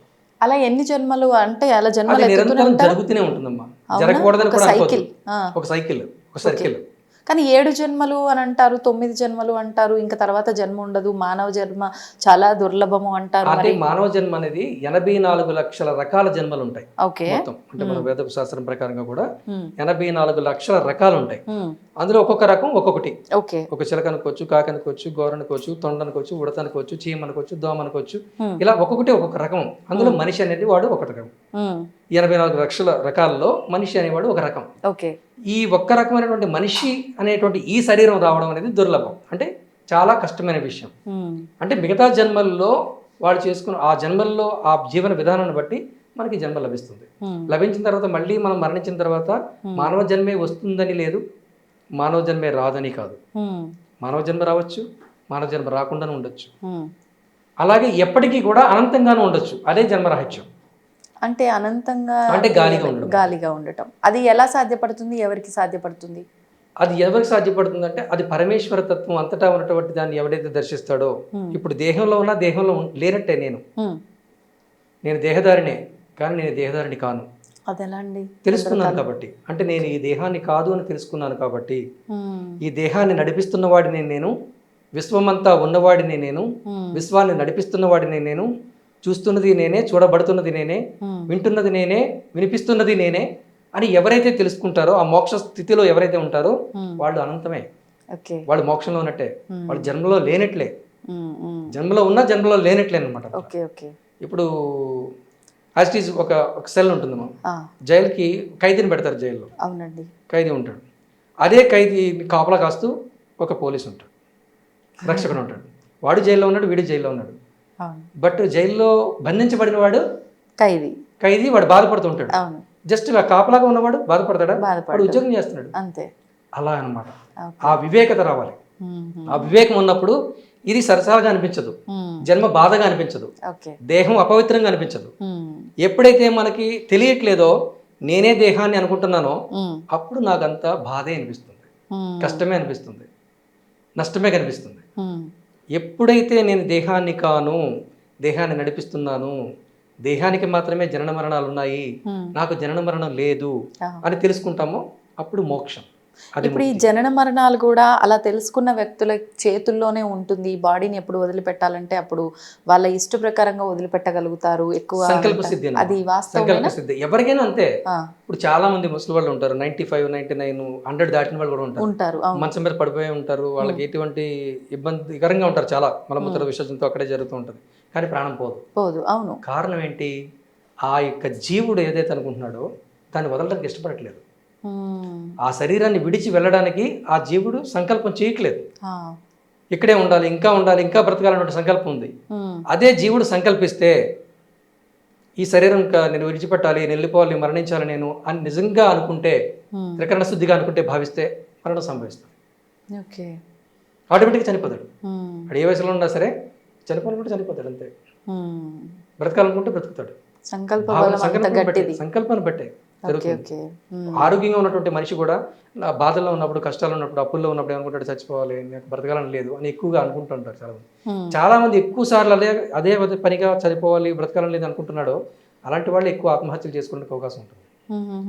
అలాంటి వాళ్ళు ఎక్కువ అనారోగ్యానికి పాల్గొనడానికి అవకాశం ఉంటుంది. ఆరోగ్యం చెడిపోయి చనిపోతారు, లేదా ఆత్మహత్య వల్ల చనిపోతారు. అంటే చనిపోవాలనేటువంటి భావన వాళ్ళలో బలంగా ఏర్పడింది. జీవించాలన్నటువంటి భావన ఉన్న వాళ్ళు పెద్ద పెద్ద యాక్సిడెంట్లు అయినప్పుడు కూడా కాళ్ళు చేతులు మొత్తం విరిగిపోయినా సరే బ్రతుకుతారు. ఎలా బ్రతికాడో ఏమో ఆ భగవంతుడికే తెలియాలన్న సిచ్యువేషన్స్ ఉంటాయి. అంటే ఆ జీవుడిలో బలమైన కోరిక ఉంది, నేను బ్రతకాలి, ఇంకా జీవించాలి, ఈ శరీరంలో ఉండాలన్నటువంటి భావన ఉంటే వాడు బ్రతుకుతాడు. ఎంత అనుకున్నా ఒక స్థితికి జారిన తర్వాత, ఇప్పుడు సరే 100 ఏళ్ళు దాటిపోయినాయి, 150 ఏళ్ళు దాటిపోయినాయి, అప్పుడు తన జీవుడు ఇంకా ఉండాలని ఎంత ప్రయత్నించినా సరే ఇంకా శరీరం సహకరించదు. ఇంకా శరీరం కొలాప్స్ అయిపోయింది అనుకోండి, ఇంకా ఆటోమేటిక్గా వెళ్ళిపోతుంది, బాడీని వదిలేసి. ఇప్పుడు అంటే మనకున్న ఈ బంధాలు, ఈ రిలేషన్స్ అన్నీ కూడా మన కర్మేనా? అంటే ఇప్పుడు హస్బెండ్, వైఫ్, పిల్లలు, తల్లిదండ్రులు, ఫ్రెండ్స్ కానివ్వండి, రకరకాల బంధాలు ఉన్నాయి మనకు. పొద్దున్న లేస్తే ఎన్నో కొత్త కొత్త పరిచయాలు, ఇవన్నీ కూడా మనం క్రియేట్ చేసుకున్న కర్మ వల్లే ముడిపడుతున్నాయి. మనం చేసిన పనుల వల్లనే నెక్స్ట్ జన్మలో మనకి అలాంటి అనుబంధాలు, బంధాలతో ముడిపడాల్సినటువంటి పరిస్థితి ఏర్పడుతుంది. మన జీవన విధానం వలనే అవన్నీ కూడా క్రియేట్ అవుతుంటాయి. కాబట్టి మనం దానిని ఈ జన్మలో మనం కరెక్ట్ అయినటువంటి నిర్ణయాలు తీసుకుంటూ, ప్రేమతో, సంతోషంతో, హాయిగా మనం బ్రతుకుతూ ఉంటే, వచ్చిన చెడైనా సరే మంచిగానే భావిస్తూ, ఏది జరిగినా మన మంచిగా అనుకుంటూ, మనం మనకి చెడు చేసిన వాడికి కూడా ఉపకారమే చేయడానికి ప్రయత్నిస్తూ ఉంటే ఖచ్చితంగా నెక్స్ట్ జన్మలో మనకి అన్ని సంతోషకరమైనటువంటి అనుబంధాలు, సంబంధాలు రావడానికి అవకాశం ఉంటుంది. ఇప్పుడు మనం చేసుకున్న కర్మ అది మంచి కానీ చెడు కానివ్వండి, మనం ఒక్కరమే అనుభవిస్తామా? మన కర్మ అంటే మన లైఫ్లోకి ఎంటర్ అయిన ఒక మిత్రుడికి కానీ, లేకపోతే మన పిల్లలకి కానీ, మన హస్బెండ్కి, వైఫ్కి కానీ, వీళ్ళకి కూడా ఆ కర్మ అనేది ప్రభావం ఉంటుంది. కానీ ఈ మధ్య కాలంలో చాలా మంది తల్లిదండ్రులు చేసిన పాప పుణ్యాలు, ఈ కర్మ అనేది పిల్లల పైన ఎఫెక్ట్ ఉంటుంది అని చెప్తున్నారు. అది ఎందుకంటే ఇప్పుడు పిల్లలని మనం, అంటే పిల్లలు అంటే ఎవరు? తల్లిదండ్రులే పిల్లలు. తల్లిదండ్రులకి పిల్లలకి ఏమీ వ్యత్యాసం ఏమి ఉండదు, వీళ్ళే పిల్లలుగా పుడుతున్నారు మళ్ళీ. అంటే ఒక విత్తనం ఉంది, చెట్టు నుంచి ఒక విత్తనం వస్తుంది, కాయ వస్తుంది, మామిడి టెంక వస్తుంది, మామిడి టెంక పారితే మళ్ళీ మామిడి చెట్టు మామిడి వస్తుంది. చెట్టే వస్తుంది. ఇదే మామిడి చెట్టు అక్కడ మొలిచింది మళ్ళీ. కాబట్టి అదే వ్యక్తి మళ్ళీ పుట్టాడు. ఓ, అంటే అతను శరీరం విడవకుండానే ఇంకో అలా మళ్ళీ. అంతే కదా. ఓకే. డిఎన్ఏ ద్వారా, జన్యు పరంపర ద్వారా తన యొక్క ఆ మానసిక స్థితులు అన్నీ కూడా టోటల్లీ వెళ్తాయి, న్యూ లైఫ్లోకి వెళ్తాయి. ఒక తండ్రి కొడుకుని తనగానే భావిస్తాడు. తనకి కష్టం కలిగినా నష్టం కలిగిన దానికంటే కొడుకుకి కష్టం కలిగితేనే ఎక్కువ బాధపడతాడు. ఒక తల్లి కూడా తనకంటే తన పిల్లలకి కష్టం కలిగితేనే ఎక్కువ బాధపడుతుంది. వాడు క్షేమంగా ఉండాలి, అదేదో ఆ శిక్ష ఏదో నాకే ఇవ్వుతాయివమ్మా అని ప్రార్థించే తల్లిదండ్రులు ఉంటారు. చేస్తున్న పనుల వల్ల పాపపు కర్మలు చేస్తే ఆ పిల్లలు కష్టాలు పడుతుంటే నువ్వు చూస్తుంటావు కాబట్టి, అప్పుడు వాళ్ళకంటే ఎక్కువగా నువ్వు బాధపడుతుంటావు కాబట్టి ఖచ్చితంగా ఈ యొక్క కష్టాల వల్ల, ఈ యొక్క భావన వల్ల, ఈ చెడు ప్రవర్తన వల్లనే పిల్లలకు కష్టాలు వస్తాయి. ఓకే. అంటే తను చేసిన చెడు కర్మ యొక్క ఫలితం అలా మనకి కనిపిస్తుంది, రిఫ్లెక్ట్ అవుతుంది. ఇప్పుడు ఈ పిల్లలకి అంటే విన్నది ఏంటంటే 10 సంవత్సరాలు పైబడిన పిల్లలకు మాత్రమే కర్మ యొక్క ఈ ప్రభావం కానివ్వండి, మంచి చెడులు కానివ్వండి, ఈ కష్ట సుఖాలు కానివ్వండి ప్రభావం ఉంటుంది. ఆ లోపు చిన్న పిల్లలకి అసలు ఏది అంటదు, అందుకే వాళ్ళు చాలా సంతోషంగా కల్మషం లేకుండా ఉంటారు అని చెప్పి, ఇది వాస్తవం అంటారా? అంతే కదా. అంటే వాళ్ళకి ఇంకా ఈ ప్రాపంచిక పరిస్థితులతో వాళ్ళు మమేకం కాలేదు, అవ్వరు. ప్రాపంచిక భావనలతో ఎప్పుడైతే మమేకం అవుతారో అప్పుడే మొదలవుతాయి కష్టాలని. అది కష్టం సుఖం అనే వ్యత్యాసమే వాళ్ళకి తెలియదు. తెలిసినప్పటి నుంచే వస్తుంది ఇది బాధ అంటే ఇది, సుఖం అంటే ఇది అని ఎప్పుడైతే మనకు తెలుస్తుందో అప్పటి నుంచే మనకి అన్ని కూడా సుఖ సంతోషాలు ప్రారంభమవుతాయి. అంటే గత జన్మ కర్మ ఆ ఏజ్కి వచ్చిన తర్వాతే వాళ్ళపైన ఎఫెక్ట్ అవుతుంది, స్టార్ట్ అవుతుంది ఆటోమేటిక్. మరి చిన్న పిల్లలు ఉన్నప్పుడు కొంతమందికి ఇప్పుడు చూస్తున్నాం పుట్టడం తోటే ఒక బేబీ కానీ అంగవైకల్యం కానివ్వండి, హార్ట్ ప్రాబ్లమ్స్ కానివ్వండి, మానసిక స్థితి బాగాలేకపోవడం కానివ్వండి, ఇవన్నీ చూస్తున్నాం. అంటే మరి కడుపులో ఉన్నప్పటి నుంచి ఊహ తెలియట్లేదు, వాళ్ళకి ఊహ తెలియకపోయినా ఆ కర్మతో ఆటోమేటిక్ అంటే కొంతకాలం అయిన తర్వాత అది ఎఫెక్ట్ అవ్వాలి కదా, అక్కడి నుంచే స్టార్ట్ అవుతుంది. ఓకే. అది కాయలు కాయాలంటే, ఒక పువ్వులు పూయాలంటే, ఒక మల్లె చెట్టు పువ్వులు పూయాలంటే మల్లె పువ్వు పూసిన తర్వాత తెలుస్తుంది అది మల్లె చెట్టు అని. మనకి మల్లె చెట్టు ఇప్పుడు చూడకపోతే అది పువ్వులు పూస్తుందని తెలుస్తుంది, కానీ ముందే దానిలో ఆ లక్షణాలు ఉండాలి కదా. కాబట్టి ఎదుట వచ్చే కష్ట నష్టాలని ఎదుర్కొనే స్థితికి ఇప్పటి నుంచే తయారవుతుంది. అదొక విత్తనం లాంటిది, ఒక విత్తనం లాంటిది. మనం చెడు కర్మలు చేస్తే ఖచ్చితంగా నెక్స్ట్ జన్మల్లో అలాంటి జన్మల్లో పుట్టే అవకాశం ఉంది. అది మనం మళ్ళీ నెక్స్ట్ జన్మకి అనుభవించాలి కాబట్టి, ఆ కర్మను అనుభవిస్తాం కాబట్టి. కర్మను అనుభవించకుండా తప్పించుకునేటువంటిది ఎవరికీ లేదు. మళ్ళీ జన్మకు మన పుణ్యాన్ని పోగు చేసుకునే అవకాశం ఉంది తప్ప గత జన్మలో చేసినటువంటి పాపాన్ని కరిగించుకునే అవకాశం ఎవరికీ లేదు. అనుభవించి తీరాల్సిందే. కర్మఫలాన్ని అనుభవించకుండా ఎవ్వరు తిరిగి వెళ్ళరు. ఇది 100% నిజం. అయితే మనం చేస్తున్న ఈ భగవత్ ఆరాధన, ధ్యానము, ఈ జపాలు, ఈ తపాలు ఇవన్నీ కూడా మరి కర్మను తగ్గించుకోవడం కాదు, నెక్స్ట్ జన్మలో. అంటే నెక్స్ట్ జన్మ మీన్స్ మనం గతంలోనే అనుకున్నాం కదా, నెక్స్ట్ సెకండ్ కూడా మరి జన్మ లాంటిదే మనకి. ఓకే. గడుస్తున్న ప్రతి క్షణం కూడా కాలం గడిచిపోతూ ఉంటుంది, కొత్తది వస్తుంటుంది. ఆ కొత్తది రావడమే మన కొత్త జన్మ. అంటే ఈ రోజు చేసుకున్నటువంటి మన కార్యాలు, మనం చేస్తున్నటువంటి పనుల వలనే రేపు మనకి చక్కని వాతావరణం మనకి ఏర్పడుతుంది, లేదా చెడ్డ వాతావరణం మనకి ఏర్పడుతుంది. కాబట్టి ప్రతి క్షణం కూడా మనం మంచిని చేస్తూ ఉంటే వచ్చే క్షణంలో మనకి మంచిగా జరుగుతుంటుంది. ప్రతి క్షణం మనం తప్పే చేస్తుంటే వచ్చే క్షణం మనకి తప్పే జరుగుతుంటుంది. కాబట్టి జన్మ అంటే ఈ దేహం విడిపోయిన తర్వాత కదా అప్పుడు చూసుకుందాంలే అనుకుంటారు చాలా మంది. అది ఏమాత్రం వాస్తవం కాదు. ఈ రోజు చేసినంత రేపే, రేపు చేసినంత ఎల్లుండే, ఇది వాస్తవం. కాబట్టి ఎప్పుడో దేహం దాటిపోయిన తర్వాత కాదు, ఇప్పుడే జాగ్రత్తగా ఉండాలి. ఇప్పుడు ఈ మధ్యకాలంలో వింటున్నాము, అంటే ఒక మనిషి శరీరాన్ని విడిచిన తర్వాత ఆత్మ కూడా ప్రయాణం ఉంటుంది. ఇప్పుడు మనం ఎలా అయితే ప్రాణంతో ఉండంగా శరీరంతో ఎలా ఈ విధానాలన్నీ చేస్తున్నామో, ఈ ప్రయాణం జరుగుతోందో, మరణించిన తర్వాత కూడా ఆత్మ యొక్క ప్రయాణం అనేది జరుగుతూ ఉంటుంది అని చెప్పి, కొన్ని ఆత్మలేమో మీరైతే ఇందాక స్వర్గం నరకం ఎక్కడో లేవు ఇక్కడే అని అన్నారు, కానీ స్వర్గంలోకి వెళ్తుంది అది చేసిన కర్మలను బట్టి, లేదంటే నరకంలోకి వెళ్తుంది. కొన్ని అసలు ఎక్కడికి వెళ్లకుండా ఇక్కడిక్కడే తిరుగుతూ ఉంటాయి, వాటికి ముక్తి లభించదు అని చెప్పి ఇలా రకరకాలుగా మాట్లాడుతున్నారు. కొన్ని వింటూ ఉంటాం. అంటే మనకు పట్టణాల్లో అయితే ఇవన్నీ నమ్మరు, కానీ గ్రామాల్లో అయితే పలానా వాడు మరణించాడరా, వాడు దయ్యం అయ్యాడంట, పలానా వాళ్ళని ఇలా ఇబ్బంది పెడుతున్నాడంట, లేకపోతే ఆ వాళ్ళ పశువుల్ని ఇలా ఇలా వింటూ ఉంటాం సాధారణంగా. వినే వాళ్ళకి ఇవన్నీ మూఢనమ్మకాలు, ట్రాష్ అనొచ్చు, కానీ మరి ఇదంతా ఏంటంటారు? ఇదంతా నమ్మచ్చు అంటారా? ఇది కూడా నమ్మాలమ్మా. ఎందుకంటే ఖచ్చితంగా జీవుడు శరీరాన్ని విడిచిపెట్టినా అసలు మన శరీరం కాదనుకుంటున్నాం కదా. అవును, శరీరం కాదు, కానీ ఒక కాస్మిక్ పవర్, ఒక జ్ఞాపక శక్తి, ఆ జ్ఞాపక సమూహం, అదే మనం. కాబట్టి శరీరంలో ఉన్నా శరీరం బయట ఉన్నా అది ఆ విధంగా ప్రవర్తిస్తూ ఉంటుంది. ఆ జీవశక్తి అలా ప్రవర్తిస్తూ ఉంటుంది. కాబట్టి అది మంచిదై ఉంటే మంచి పనులు చేస్తుంది, లేదా వెంటనే వేరొక దేహాన్ని స్వీకరిస్తుంది, వేరొక దేహానికిలోకి వెళుతుంది. అలా కాకుండా అది చెడ్డదై ఉంటే, అది పాపపు జ్ఞాపకాల పుట్ట అయి ఉంటే ఖచ్చితంగా అది దయ్యంగానో భూతంగానో పరిణమిస్తుంది. అది ఇంకొక దేహాన్ని ఆవహించి ఆ దేహాన్ని ఇబ్బంది పెట్టడం కూడా జరుగుతుంది. అసలు ఎందుకు ఆవహించాలి, ఎందుకు ఇబ్బంది పెట్టాలి? మరి ఒకవేళ నిజంగా ఈ బతికుండగా అలాంటిది మనుషులుగానే ఉన్నప్పుడు జస్ట్ నడుస్తూ వెళ్ళినప్పుడు కొంతమంది పిల్లలు ఉంటారు. అవును, కొంతమంది వాడి చేతిలో బిస్కెట్ ఉంటే పక్కవాడికి పెడతాడు, కొంతమంది వాడి ఆ చేతిలో ఉంటే బిస్కెట్ ఉంటే లాగేసుకుంటాడు. అవును, వెళ్తూ వెళ్తూ చెప్పు మరి గిల్లేసి వెళ్ళిపోతాడు. అవును, అది ఎందుకు చేస్తున్నాడంటే ఆడిది అదొక ఆనందం, అది స్వభావం. అంతే, వాడి స్వభావాన్ని ఎవడు కూడా మార్చలేడు. అది దేహంలో ఉన్న అలాంటి స్వభావం ఉంటుంది, దేహరహితంగా ఉన్న అలాంటి స్వభావం ఉంటుంది. అంటే చెడు చేసే స్వభావం అంతా దయ్యమే, మంచి చేసే స్వభావం అంతా దైవమే. Okay okay. కాబట్టి దేవుడిగా పరిణమించాలన్నా దెయ్యంగా పరిణమించాలన్నా వాడి యొక్క స్వభావాన్ని బట్టే ఉంటుంది. కాబట్టి అలాంటి వాటిని కంట్రోల్ చేయడం కోసం కూడా అనేక ఇవి ఉంటాయి, రెమెడీస్ ఉంటాయి. మన దైవశక్తిని దైవారాధన చేయడం వలన. ఇప్పుడు దయ్యాల్లో కూడా రకాలు ఉంటాయండి? అంతే కదా, రకరకాల పేర్లతో చెప్తూ ఉంటారు. స్థాయి ఉంటుంది కదా. అవును, మంచి వాళ్ళు చెడ్డ వాళ్ళలో మన స్థాయి ఎలా అయితే ఉంటుందో, బాగా చెడ్డవాడు ఉంటాడు, బాగా పనికిమాలినోడు ఉంటాడు, ఈ రకంగా ఏదో ఆటోమేటిక్ గా ఉండేవాడు ఉంటాడు. అలాగే వాడి యొక్క స్థితిని బట్టి పేర్లు పెడుతుంటారు, చెడు స్థాయిని బట్టి. ఇంకొకటి ఇప్పుడు కరోనా వైరస్ ఉంది, ఎబోలా వైరస్ ఉంది, అదే ఒక మలేరియాని కలిగించేదో డెంగ్యూని కలిగించేదో వైరస్లు ఉన్నాయి. ఈ వైరస్లు కూడా ఒక రకమైనటువంటి దెయ్యాలు లాంటివే. అయ్యి దెయ్యాలు భూతాలే, అవి మనల్ని ఆహ్వానించి తింటున్నాయి. భూత ప్రేత పిశాచాలంటే అవే. ఆ సమూహం భూతగణ సమూహం అంటారు. అందుకనే పూర్వం నుంచి కూడా ఆరాధన జరుగుతున్నప్పుడు బలి సమర్పణ జరిగేవి. అలాంటి వాటిని ఉపశమనించడం కోసం, వాటితో పోరాడే శక్తి ఎక్కువగా మన మానవ దేహానికి కలగడం కోసమే ఆయా సమయంలో బలులు సమర్పించి దానిని స్వీకరించి ప్రసాదంగా స్వీకరించి ఎదుర్కోవడానికి చేస్తూ ఉండేవారు. ఇప్పుడు ఒక వ్యక్తికి ఇలాంటి ఒక దయ్యం పట్టింది అని అన్నప్పుడు ఎటువంటి లక్షణాలు ఉంటాయి? మామూలుగా సినిమాల్లో అయితే దైవారాధన సహజత్వాన్ని కోల్పోతాడు. ఓహో, నార్మల్ గా ఉండేటువంటి వ్యక్తి పారానార్మల్ గా తయారవుతాడు. ఎప్పుడు ఒకేలా ఉండేవాళ్ళు, ఇప్పుడు నేను ఒకలా ఉన్నాను, బాబు మిమ్మల్ని పలకరిస్తున్నా, మాట్లాడుతున్నాను, ఇంకా వ్యత్యాసంగా ఉందనుకోండి ప్రవర్తన, ఆటోమేటిక్ ఏమనిపిస్తుంది మీకు? అనుకుంటాం కదా, అదే జరుగుతుంది.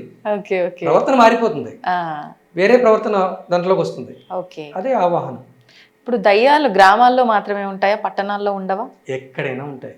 పట్టణం ప్రాంతం దానికి ఏం లేదు. దయ్యం అనేది మంచి చెడే కదా అనుకుంటున్నాం మనం. పట్టణంలో ఉన్న వాళ్ళందరూ మంచి వాళ్ళు అయితే ఇక్కడ ఉండవు దయ్యాలు, కానీ ఇక్కడ ఉన్న వాళ్ళలో కూడా చాలా మంది చెడ్డోళ్ళు ఉన్నారు కదా. అలాగే పల్లెటూరులో ఉన్న వాళ్ళు చాలా మంది చెడ్డోళ్ళు ఉన్నారు కదా. అది ఎక్కడైనా ఉంటుందమ్మా. మంచి చెడు అనేది మనిషి ఉన్న ప్రతి చోట ఉంటుంది. దయ్యానికి రూపం ఉంటుందంటారా? చాలా మంది మేము దయ్యాన్ని చూసాము అంటే దయ్యం వాళ్ళది కాదు, అది వాస్తవం కానే కాదు. ఎందుకంటే జీవశక్తి దేహాన్ని ధరించినప్పుడు మాత్రమే దృశ్యమానం అవుతుంది. ఆ జీవశక్తి దేహాన్ని విడిస్తే దృశ్యానికి కనిపించదు, అదృశ్యమే అది. అది మన భావన. కనిపించింది అని కూడా మన భావన. అంటే ఆ దుష్ట శక్తిని మన మైండ్ డీకోడ్ చేసి కూడా అలా చూపించవచ్చు. వాళ్ళ యొక్క ఆ స్థితిని బట్టి మనకు డీకోడ్ చేసి చూపించవచ్చు తప్ప అది దృశ్యమానం కాదు, కనిపించదు. ఇప్పుడు సినిమాల్లో చూపించినట్టు దయ్యాలు అంటే ఇలా తెల్లగా కాళ్ళు భూమి ఇవన్నీ భావన. అంతే అంతే భావన, ఒక ఊహ. ఇలా ఉంటే అది అని అనుకుంటే ఒక ఊహ అనమాట, అంతే తప్ప అలాంటి తెల్ల బట్టలు వేసుకోవడం, జుట్టు పోసుకోవడం, కాలు మడవలు వెనక్కి తిరగడం, అవన్నీ కూడా భావనలే.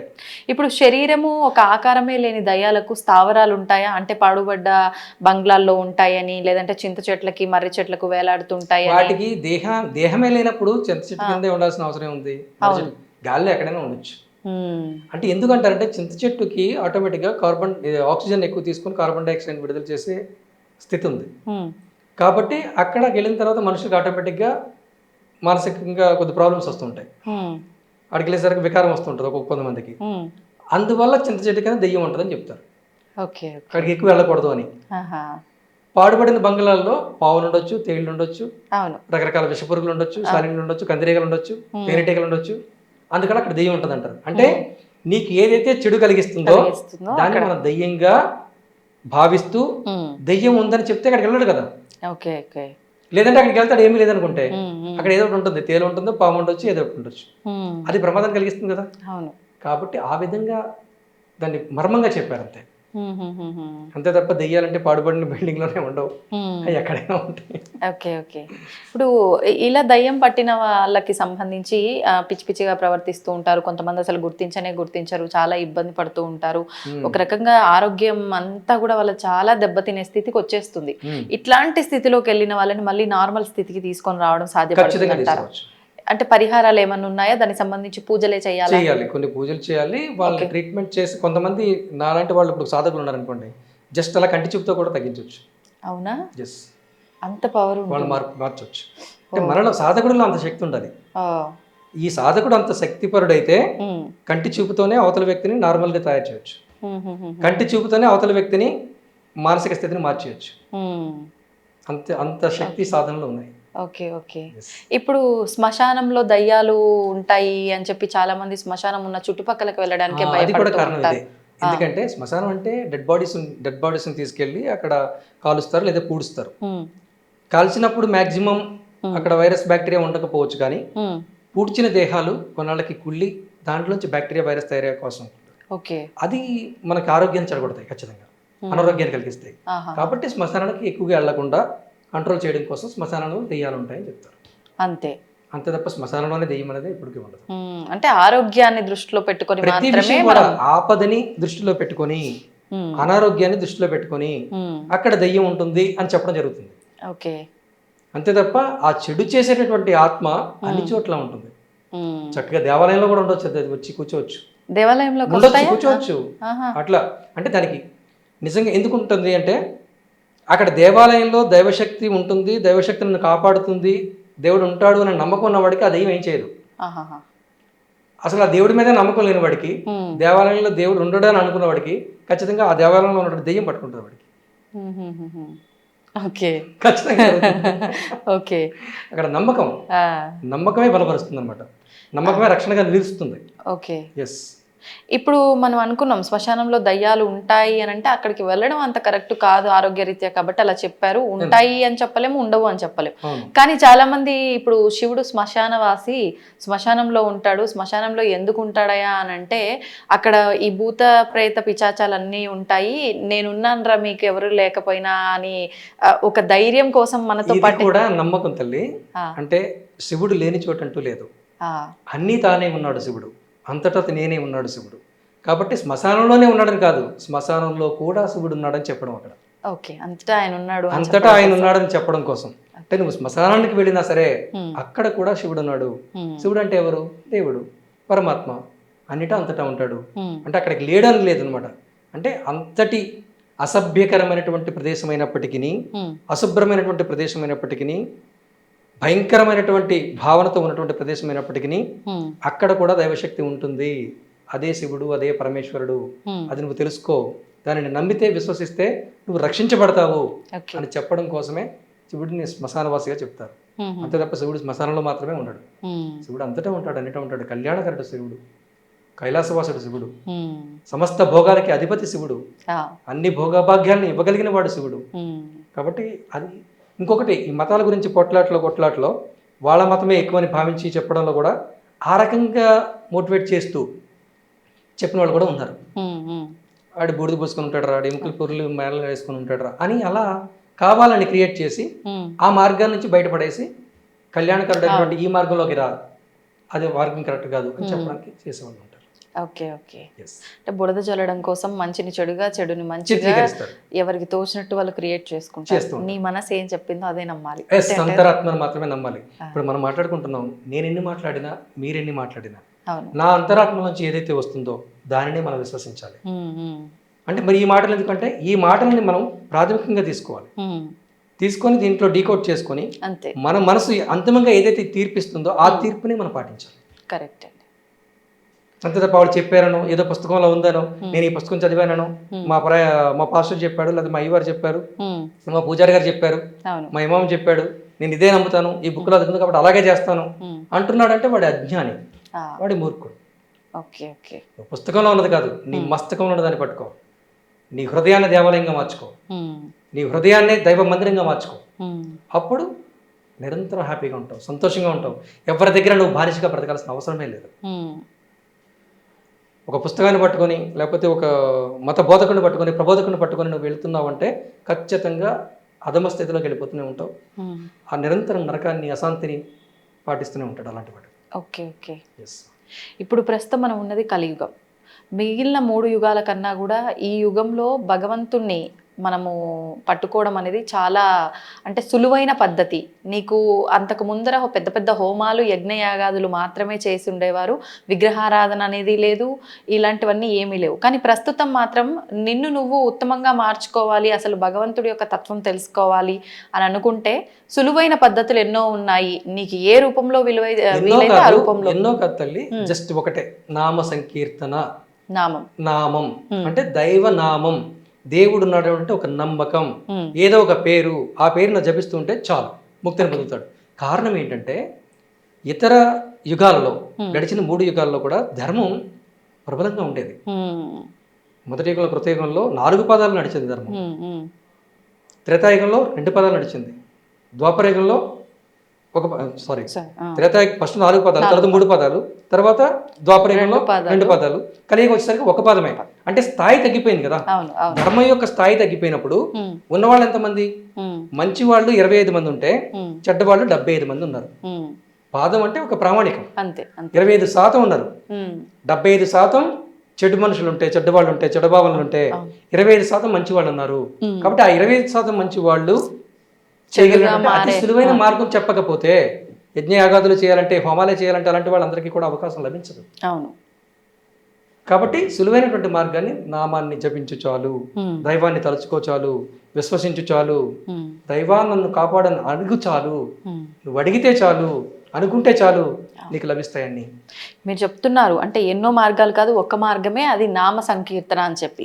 కానీ ప్రస్తుతం చూస్తుంటే అసలు ఫస్ట్ ఎవరు భగవంతుడు, నేను ఏ నామం స్మరించాలి అనే ఒక పెద్ద ప్రశ్నార్థకమైన సమస్య అనేది కళ్ళ ముందు కనిపిస్తూ ఉంది. ఇది కూడా గజిబిజి వ్యాపారం. అవును, ఇది ఒక మార్కెట్, ఇది ఒక సంత. ఈ సంతలో అనేక వస్తువులు ఉంటాయి. నీకు కావాల్సిన వస్తువు పట్టుకుని వెళ్ళిపోవడం ఇంటికి, అంతే తప్ప ఆ వస్తువు ఎలా ఉంది, ఈ వస్తువు ఎలా ఉంది, అది తీసుకోవాలా, ఇది తీసుకోవాలని ఆ క్లంచీనెస్ లోకి మనం వెళ్ళిపోకూడదు. అయోమయ స్థితిలో మనం ఉండకూడదు. మనం వెళ్తాం తల్లి, మనకి మార్కెట్లో మామిడి పండ్లు కొనడానికి వెళ్తాం, మామిడి పండు దగ్గరికి డైరెక్ట్గా బేరం పడుకొని వెళ్ళిపోవాలి అంతే. ద్రాక్ష పళ్ళు ఎలా ఉన్నాయి, యాపిల్ ఎలా ఉన్నాయి, నారింజ ఎలా ఉన్నాయి, ఇవన్నీ ఏం చూడకూడదు. మనకు కావాల్సింది పట్టుకుని వెళ్ళిపో అంతే. అలాగే నువ్వు ఏదైనా అనుకుంటున్నావు, ఇది బాగుంటుంది అనుకుంటున్నావు, నువ్వు కృష్ణుడు నమ్మితే బాగుంటుంది అనుకుంటావు, ఎస్ కృష్ణుడు పట్టుకో. రాముడు నమ్మితే బాగుంటుంది అనుకున్నావు, రాముడు పట్టుకో. ఆంజనేయ స్వామి నాకు బలం ఇస్తాడు అనుకున్నావు అనుకో, ఆంజనేయ పట్టుకో. నాకు ఏసే నాకు మార్గం చూపిస్తాడు అనుకో, ఏసైనా పట్టుకో. నాకు అల్లా మాత్రమే కాపాడతాడు అనుకో, అల్లానే పట్టుకో. ఏది పట్టుకోవడం ముఖ్యం, విశ్వసించడం ముఖ్యం, అంతే తప్ప అదా ఇదా ఇదా అదా అంటే ఏది ఉండదు లాస్ట్కి. మేమే ఒక పెద్ద అంటే ప్రశ్నార్థకమైన సమస్యగా మా ఆలోచనలే ఉన్నప్పుడు, అంటే నలుగురు చెప్తే విని వాళ్ళ ద్వారా ఇది మంచి అనే భావనలో మేము ముందుకు వెళ్దాము అనుకున్నప్పుడు, వారి నోటి నుంచే ఈయన గొప్ప, ఈయన గొప్ప కాదు, ఈయనే అల్టిమేట్, ఈయన అల్టిమేట్ కాదు, ఇలాంటి భావనలో ఉన్న విషయాలు చాలా వినిపిస్తూ ఉన్నాయి. ఇప్పుడు ఉదాహరణకి శివుణ్ణి ఆరాధించే వాళ్ళు శివుడే అల్టిమేట్ అని చెప్పి అంటూ ఉంటారు, విష్ణుమూర్తిని ఆరాధన చేసేవారు విష్ణుమూర్తి అల్టిమేట్ అంటారు, అమ్మవారిని ఆరాధించేవారు అమ్మవారే అల్టిమేట్ అంటారు. ఇవన్నీ విన్న తర్వాత అసలు భగవంతుడు వద్దు, ఏమి వద్దు అని వదిలేసే వాళ్ళు ఉన్నారు. లేదు, వాళ్ళు ఎవరేం చెప్తే మాకెందుకు, మాకు అనిపించింది మేము చేసుకుంటాం అనే వాళ్ళు ఉన్నారు. రకరకాల ధోరణిలో మన ఆలోచన ధోరణి వెళ్ళిపోతుంది. ఏం చెప్తారు మీరు దీనికి సమాధానం? ఇప్పుడు మనకి మొబైల్లో రకరకాల కంపెనీలు ఉన్నాయి. ఐడియా ఉంది, ఎయిర్టెల్ ఉంది, జియో ఉంది, బిఎస్ఎన్ఎల్ ఉంది, రకరకాలు ఉన్నాయి. ఏ కంపెనీకి ఆ కంపెనీ ఏం చెప్తుంది, ఇస్తున్నాము, మేము తక్కువ ధరకి ఇస్తాము అని చెప్తుంది. కానీ మనం ఏదో ఒకటి ఎంచుకుంటాం కదా, ఎవరికి కావాల్సిన వాడు ఎంచుకుంటున్నాడు కదా, ఏ కార్డు కావాల్సిన ఆ కార్డు తీసుకుంటారు కదా, అలాగే చేయాలి. మనకు నచ్చిన కార్డు మనం తీసుకొని వచ్చేయడమే తప్ప అది ఇది అని వెతకలాడకూడదు. కార్డు తీసుకున్నంత వరకు వెతకాలి. కార్డు తీసుకున్న తర్వాత వన్స్ అంతే, దాంతో కదా మనం మాట్లాడతాం, ఇంకా దాన్ని కదా ఉపయోగిస్తాం. అలాగే ఈ దైవ మార్గం కూడా ఏదైతే నమ్ముతున్నామో దాన్ని పట్టుకొని వెళ్ళిపోవడమే. ఇంకొకటి మళ్ళీ సరే అది పట్టుకున్నాం కాబట్టి అదేనా అనుకోకూడదు. ఎందుకంటే ఇప్పుడు జియో తీసుకున్నవాడు ఉంటాడు, సడన్గా పనిచేయదు, పక్కవాడి ఫోన్లో ఐడియా ఉంటుంది, దాంతో మాట్లాడతాడు మాట్లాడతారు కదా. అలాగే ఒకరిని నమ్మిన వాళ్ళు ఉంటారు, అక్కడ ప్రార్థనా మందిరం ఉండదు, సడన్గా తను ప్రార్థన చేయాలనుకుంటాడు, ఒక ప్రదేశం స్థలం కావాలి, ఏదో ప్రార్థనా మందిరం ఉంటుంది, వాడి కష్టం తగ్గించాలి, వెళ్ళి అక్కడ ప్రార్థన చేయడం తప్పేం లేదు. ఇది కూడా అలాంటిదే. అంటే ఇంత సింపుల్ గా ఇలా ఎవరు మాట్లాడితే అది కొంతమంది అవివేకం అనుకుంటారు, వీడికి జ్ఞానం లేదనుకుంటారు.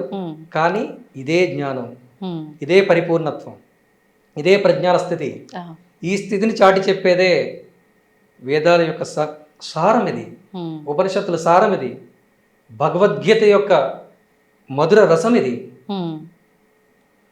నాతో మాట్లాడమనండి ఎవరైనా సరే, మాట్లాడితే నేను చెప్తాను.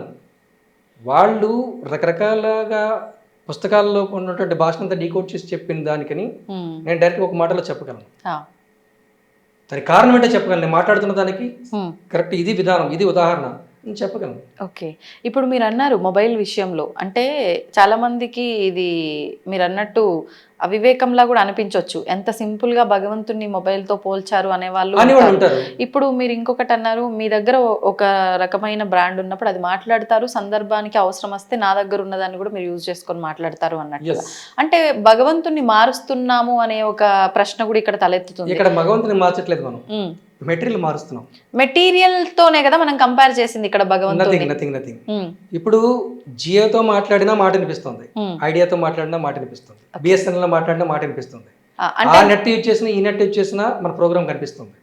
బట్ కనిపించేది వినిపించేది అది ముఖ్యం మనకి, ఈ మొబైల్ ముఖ్యం కాదు మనకి. అంటే మనం చేరుకోవడానికి సంబంధించిన ఆధారం ఏ రకంగా వెళ్ళినా చేరుకునేది ఇంపార్టెంట్ అని. బస్సులో వెళ్తుంటుంది, సడన్ గా బస్సు ట్రబుల్ ఇచ్చింది, మనం ఇక్కడ నుంచి వైజాగ్ వెళ్ళాలి, ఆర్టీసీ బస్సు ఎక్కాం, సడన్ గా బస్సు ప్రాబ్లం అయింది, యాక్సిడెంట్ అయింది, సంథింగ్ ఏదో జరిగింది, వెంటనే దిగి ఏదో కారు ఉంటుంది లేకపోతే ఇంకో బస్సు ఉంటుంది, ఎక్కేస్తామా లేదా? అంతే అండి. మనకి ప్రయాణం ముఖ్యం, గమ్యం ముఖ్యం, బస్సు ముఖ్యం కాదు కదా. చేరుకోవడం ఇంపార్టెంట్. అది నేనేది ఏంటంటే, ఈ మతాలు అనేవి, మార్గాలు అనేవి, పేర్లు అనేవి ఇలాంటి వాహనాలు అలాంటివే. ఇది ముక్కు సూటిగా చెప్తున్నా, బల్లకొద్ది చెప్తున్నా. మతం అనేది, మార్గం అనేది, పేరు అనేది, రూపం అనేది ఒక వాహనం లాంటిదే, ఒక వస్తువు లాంటిదే. దాని ద్వారా పొందే ఫలితం ఏదైతే ఉందో అది మాత్రమే వాస్తవం, అదే దైవం, అదే దైవశక్తి. దాన్ని పట్టుకోవాలి. ఇప్పుడు చాలా మంది నిత్య దీపారాధన విషయానికి వచ్చేసరికి ప్రతి ఇంట్లో నిత్యము దీపారాధన చేయాలి, అది చాలా శుభం మీకైనా మీ ఇంటికైనా అని చెప్పి అంటున్నారు. మరి చాలా చాలా సందేహాలు, మళ్ళీ దీపారాధనలో కూడా 1 వత్తి అని, 2 వత్తులు అని, 3 వత్తులు అని, లేకపోతే ఈ ఆయిల్ అని, ఆ ఆయిల్ అని, నీకు పలానా ఇబ్బంది ఉంది, గ్రహదోషం ఉందా, ఈ ఆయిల్తో, లేకపోతే ఈ ఆయిల్తో, ఇలా రకరకాల విధానాలు ఉన్నాయి. దాంట్లో తేడాలు కూడా పాటించే ఉన్నాయి. ఎందుకంటే ఒక్కొక్క రకమైనటువంటి ఆ చమురు ఏదైతే ఉందో, ఆముదం అయితే ఒక రకమైనటువంటి శక్తి విడుదలవుతుంది, కొబ్బరి నూనె అయితే ఒక రకమైన శక్తి విడుదలవుతుంది, నువ్వుల నూనె అయితే ఒక రకమైన శక్తి విడుదలవుతుంది. అక్కడ చర్యను బట్టి ప్రతిచర్య జరుగుతుంటుంది. కాబట్టి ఆ దీపాలలో ఆ వ్యత్యాసాలు అనేది పాటించడం అవసరమే. కానీ వెలుగు మాత్రం ఒకటే వస్తుంది. బట్ వెలుగు వచ్చినా అక్కడ జరుగుతున్న రసాయనిక క్రియ ఏదైతే ఉంటుందో అది తేడాగా ఉంటుంది. మరి దీపారాధన కూడా ఇంటి యజమాని మగవారే చేయాలి, ఆడవారు చేయకూడదు అని చెప్పి ఇలాంటి విషయాలు కూడా ఈ మధ్య దీపారాధన చేయొచ్చు. ఆడవాళ్ళు కదా చేస్తున్నది అంతా. ఇప్పుడు మగవాళ్ళు చేస్తే ఇంకా మంచిది ఎందుకు చెప్తున్నారు? మగవాళ్ళు చేయట్లేదు కాబట్టి. ఆడవాళ్ళు ఎలాగో చేస్తారా, మగవాళ్ళు చేస్తే ఇంకా మంచిది ఎందుకు చెప్తున్నారు? కనీసం అప్పుడైనా చేస్తాడు కదా వీడు అని చెప్పేసి మగవాళ్ళు చేస్తే ఇంకా మంచిదని చెప్తారు. కానీ ఇది ఇంకొక రకంగా వినిపించిందండి, ఆడవారు చేస్తే ఆడవారికి మాత్రమే వర్తిస్తుంది, మగవారు చేస్తే కుటుంబానికి అంతా వర్తిస్తుంది అని చెప్పి. కారణం కూడా ఇదే, మగవాడు పట్టించుకోడు కాబట్టి. వాడు వ్యాపార వ్యవహారాలతో పనుల్లో బిజీగా వెళ్ళిపోయి దైవ మార్గం, గుడి వ్యవహారం, పూజ పట్టించుకోవట్లేదు కాబట్టి అలాంటి వాళ్ళు చేస్తే మొత్తం కుటుంబాన్ని కాపాడబడతావు. అంటే నువ్వు పని మాత్రమే కాదు, పూజ కూడా చేయాలి, నువ్వు ప్రార్థన కూడా చేయాలి, దైవ మార్గంలో కూడా నువ్వు ఉండాలి అని చెప్పడం కోసమే ఇవన్నీ. అలాగని చెప్పేసి వదిలేమని కాదు, చేస్తే మంచిది, ఎవరు చేసినా మంచిదే. ఇప్పుడు యథాశక్తి నా దగ్గర ఏమీ లేవు, నేను ఓన్లీ దీపారాధన చేసి ఒక అగరబత్తి వెలిగించుకుంటా సరిపోతుందా? పువ్వులు, కొబ్బరికాయ, నైవేద్యము ఇవన్నీ ఖచ్చితంగా నాకు నిత్య దీపారాధనకు ఉండాలి. కొండంత దేవునికి కొండంత పత్రి మనం పెట్టలేం కాబట్టి నీకున్నంత పెట్టు, అదే కొండంతగా భావిస్తాడు దేవుడు. దైవశక్తి నీకున్నంతగా చేస్తే అదే కొండంతగా జరుగుతుంది ఖచ్చితంగా. మనం ఏమి ఇవ్వగలమో, ఏది ఇచ్చే స్థితిలో ఉన్నామో, ఏది చెయ్యగలుగుతున్నామో అది చెయ్యాలి. చేయగలిగిన స్థితిలో ఉండి కూడా చెయ్యకపోతే అది తప్పు. మన దగ్గర 10 కొబ్బరికాయలు ఉన్నాయి, చెట్టు ఉందమ్మా మనకి, కానీ కొబ్బరికాయ కొట్టడానికి మనకి దేవుడు కొట్టడం ఎందుకు లేదు, రేపు కొడదాం లేదు అనుకున్నాడు అనుకోండి, అది పాపం, అది స్వార్థం, అది పిసినారితనం. దానివల్ల ఆటోమేటిక్గా వాడు కష్టంలో నష్టంలోకి వెళ్ళిపోతాడు. లేదు ధారాళంగా ఉన్నది కదా, ఒకటి చేయి, సమర్పించు, తప్పేం. ఇప్పుడు దీపారాధన భావన అనేది పరిశుద్ధంగా ఉండాలమ్మా, స్వేచ్ఛగా ఉండాలి. నేను ఇచ్చేదాన్ని స్వేచ్ఛగా ఇవ్వాలి, దయతో ఇవ్వాలి, ప్రేమతో ఇవ్వాలి, భక్తితో ఇవ్వాలి, బాధతో ఇవ్వకూడదు. ఇప్పుడు మీరు అన్నారంటే యథాశక్తి మీ భావన ఇంపార్టెంట్, భక్తి ఇంపార్టెంట్ అని. కానీ ఎంత చెప్పినా ఏదో ఒక డౌట్ ఎవరన్నా రేజ్ చేశారు అని అంటే దాన్ని తీసుకొని చాలా చాలా భయాలు, సందేహాలు తలెత్తుతూనే ఉంటాయి. ఇప్పుడు దీపారాధన చేసినప్పుడు దీపం చక్కగా సాయంకాలం మళ్ళీ దీపారాధన చేసే వరకు అలా వెలుగుతూనే ప్రకాశవంతంగా ఉంది అని అంటే చాలా సంతోషంగా అనిపిస్తూ ఉంటుంది. పొరపాటున దీపం తొందరగా చేయగానే కొండెక్కింది అని అంటే వెంటనే మళ్ళీ దానికి అమ్మో ఇదేమైనా తప్పు చేశానేమో, ఏమైనా జరిగిపోతుందేమో, ఇలాంటి భయాలు ఉంటాయి. అలా భయపడాల్సిన అవసరం కూడా, ఎందుకంటే వాడు కరెక్ట్ గా వెలిగించి ఉంటే దీపం సరైన స్థితిలో పెట్టి గాలి కూడా ఎక్కువగా రాకుండా ఉంచి నూనె తగిన స్థాయిలో వేసి ఆ ఒత్తి కూడా మంచిది వేసి వెలిగిస్తే బాగా వెలుగుతుంది. ఒకవేళ అలా కాకుండా గాలి విపరీతంగా ధారాళంగా ప్లేస్ లో పెట్టేసి ఆ ప్రమిదికి ఏదో కన్నం ఉందనుకోండి అలాగే వెలిగించేసి నూనె తక్కువ వేసి వెలిగించారనుకోండి అప్పుడు తప్పే కదా, వీళ్ళు చేసిన స్థితి విధానం తప్పే కదా, కాబట్టి చెడు జరుగుతుంది. అంటే క్రమశిక్షణ, పరిశుద్ధత, ఆ క్రమశిక్షణ పరిశుద్ధతతో ఎవరైతే చేస్తారో వాళ్ళకి మంచిగానే ఫలిస్తుంది. క్రమశిక్షణ రాహిత్యంగా ఎవరైతే చేస్తారో వాళ్ళకి మంచిగా ఉండదు, ఆ దీపం సరిగా వెలగదు. మనం అంతా చేసినా సరే అది ఆరిపోయింది అనుకోండి, సడన్ గా ఏదో ఏ ఎలక వచ్చింది, ఏ తొండ వచ్చింది, పడగొట్టింది, పోయింది, అది మనకు సంబంధం లేదు. కొన్ని సార్లు మనం ఎంత జాగ్రత్తగా చేసినా వెలిగించగానే వెంటనే కొండెక్కుతుంది, మళ్ళీ వెలిగిస్తాం. అంటే అలా పోవడం కూడా దోషం. గాలి జస్ట్ గాలి ఎక్కువగా వచ్చింది అనుకోండమ్మా, ఒత్తి దారిపోతుంది, అదేం తప్పేం కాదు. మళ్ళీ అదే ఒత్తి వెలిగించాలా, ఒత్తి మార్చి ఆయిల్ లేదు అదే ఒత్తి వెలిగించవచ్చు. అంటే ఒకవేళ ఎన్నిసార్లు వెలిగించినా ఆరిపోతుంది అంటే ఒత్తిలో ఏదో లోపం ఉంది, సరిగ్గా లేదు, తడిచిపోయి ఉండొచ్చు, కొన్ని నీళ్ళు ఉండొచ్చు, సంథింగ్ ఏదో ఉండొచ్చు, కాబట్టి అప్పుడు ఒత్తి మార్చేసారు. ఓకే, అంతే తప్ప వెలిగించిన ఒత్తి మళ్ళీ వెలిగించకూడదు అలాంటిది ఏం లేదు. ఓకే, భగవంతుడు భక్తుని శిక్షిస్తాడా అసలు? అంటే ప్రతి చిన్న విషయంలో భయపడుతున్నాడు కదా. భగవంతుడు అనేవాడు ఎవడు? నేను చెప్తున్నాను కదా, భగవంతుడే భక్తుడు, భక్తుడే భగవంతుడు, ఇద్దరు ఒకటే. కాబట్టి వాడిని వాడే శిక్షించుకుంటున్నాడు, వాడే రక్షించుకుంటున్నాడు. ఇది నిజం, ఇది వాస్తవం. గుడిలోకి వెళ్ళిన తర్వాత మనం దర్శనం చేసుకుంటున్నాం అంటే ఎవరిని దర్శనం చేసుకుంటున్నాము? కనులు మూసుకొని చేసుకుంటున్నాం. పరమేశ్వర అంటున్నాం, నారాయణ అంటున్నాం, అమ్మ అంటున్నాం, ప్రతిసారి కన్ను మూసుకుంటున్నాం. అవును, అంటే ఎక్కడ దర్శనం జరుగుతుంది? గుడిలో, విగ్రహంలో కాదు, నీ హృదయంలో జరుగుతుంది. హృదయంలో దర్శనం చేసుకునే దానికి ఆలయానికి ఎందుకు వెళ్ళటం? ఎస్, అక్కడ వరకు వెళ్ళిన వరకు ఈ మనసు స్థిరపడటం లేదు. ఓకే, అక్కడికి వెళ్ళిన తర్వాత తప్పని కన్ను మూతపడటం లేదు. ఓకే, బస్సులో ఉన్నప్పుడే భగవంతుడా అని అనుకోవట్లేదు, కానీ అక్కడికి వెళ్ళిన తర్వాత అక్కడ భగవంతుడు ఉన్నాడనే నమ్మకం నీకు పూర్తిగా వస్తుంది. గుడి అనేది అక్కడ దేవుని యొక్క నివాసం మాత్రమే కాదు, అది కూడా ఒక నివాసం. ఇప్పుడు మీరున్నారు, నేనున్నాను తల్లి, ఈ స్టూడియోకి వచ్చాము, ఇది స్టూడియో, ఇది మన నివాసమా? కాదు, కానీ మనం ఉన్నాం ఇక్కడ, వెళ్తున్నాం, మార్గంలో ప్రయాణిస్తున్నాం అనుకోండి, ఆటోలో ఉండొచ్చు, కారులో ఉండొచ్చు, బస్సులో ఉండొచ్చు, ట్రైన్లో ఉండొచ్చు, ఏ చెట్టు కింద ఉండొచ్చు, అక్కడ మనం ఉన్నాం. అంటే మనం అనేది ఉన్నాం కదా, ఆ ఉన్నవాడే దేవుడు. వాడు ఎక్కడున్నాడని కాదు, ఉన్నాడు, ఉన్నాడనే నమ్మకం ముఖ్యం, ఉన్నది అనే నమ్మకం ముఖ్యం. ఇక్కడ ఆడమొక్క కూడా తేడా లేదు, దైవశక్తికి మంచి చెడు అనే తేడా తప్ప, అంటే దయ్యానికి దేవుడికి మంచిది చెడు అనేటువంటి ఆ రెండు విభేదం తప్ప, ఇది ఆడది మగది అనేటువంటి విభేదం కూడా లేదు. ఆ రెండు కలిసి ఉన్నటువంటి శక్తి, సమశక్తి. సంతోషం అండి, చాలా విషయాలు మాట్లాడుకున్నాము, చాలా సంతోషంగా ఉంది, చక్కగా వివరించారు, ధన్యవాదాలు. మీతో కలవడం, మీతో మాట్లాడడం మాకు మరింత ఆనందదాయకం. ఎందుకంటే ప్రశ్నలు అందరూ ప్రశ్నిస్తారు, కానీ అర్థవంతమైనటువంటి ప్రశ్నలు కొందరే సంధించగలుగుతారు. అప్పుడు ఆ ప్రశ్నను బట్టి కూడా మనకు సమాధానం వస్తుంది. ఏదో ప్రశ్న వెటకారంగానో, వేళాకాలంగానో, అర్ధరహితంగానో ఉంటే సమాధానం కూడా అలాగే వస్తుంది. అలా కాకుండా మంచి అర్థవంతమైనటువంటి ప్రశ్న వచ్చినప్పుడు సమాధానం కూడా అద్భుతంగా వస్తుంది. అంతటి అవకాశాన్ని ఇచ్చినటువంటి మీకు మరొకసారి నమస్కరిస్తూ సెలవు. ధన్యవాదాలండి. ధన్యవాదాలు. నమస్తే. And for more videos, please subscribe to iDream channel. Subscribe to iDream Media. Please subscribe to iDream. Please subscribe to iDream. Please subscribe iDream. And please subscribe to iDream. For more videos, subscribe to iDream. please like, share and subscribe to the channel. Congratulations, iDream. Subscribe to iDream. Subscribe to iDream. So subscribe to iDream Media. iDream ki iDream team andarki huge congratulations. Please subscribe iDream Media. Please subscribe to iDream. Subscribe iDream. Please subscribe to iDream. iDream అంటే నా కళల channel subscribe చేసుకున్న నోరు తిరుగుతలేదు, మీరైతే గంట గుర్తు కొట్టండి. For more such videos, please subscribe to iDream. Subscribe to iDream. Please subscribe to iDream. Please subscribe iDream Media. Please do subscribe to iDream. Please subscribe to iDream Media. For best entertainment and information, please subscribe iDream. And don't forget to subscribe to iDream.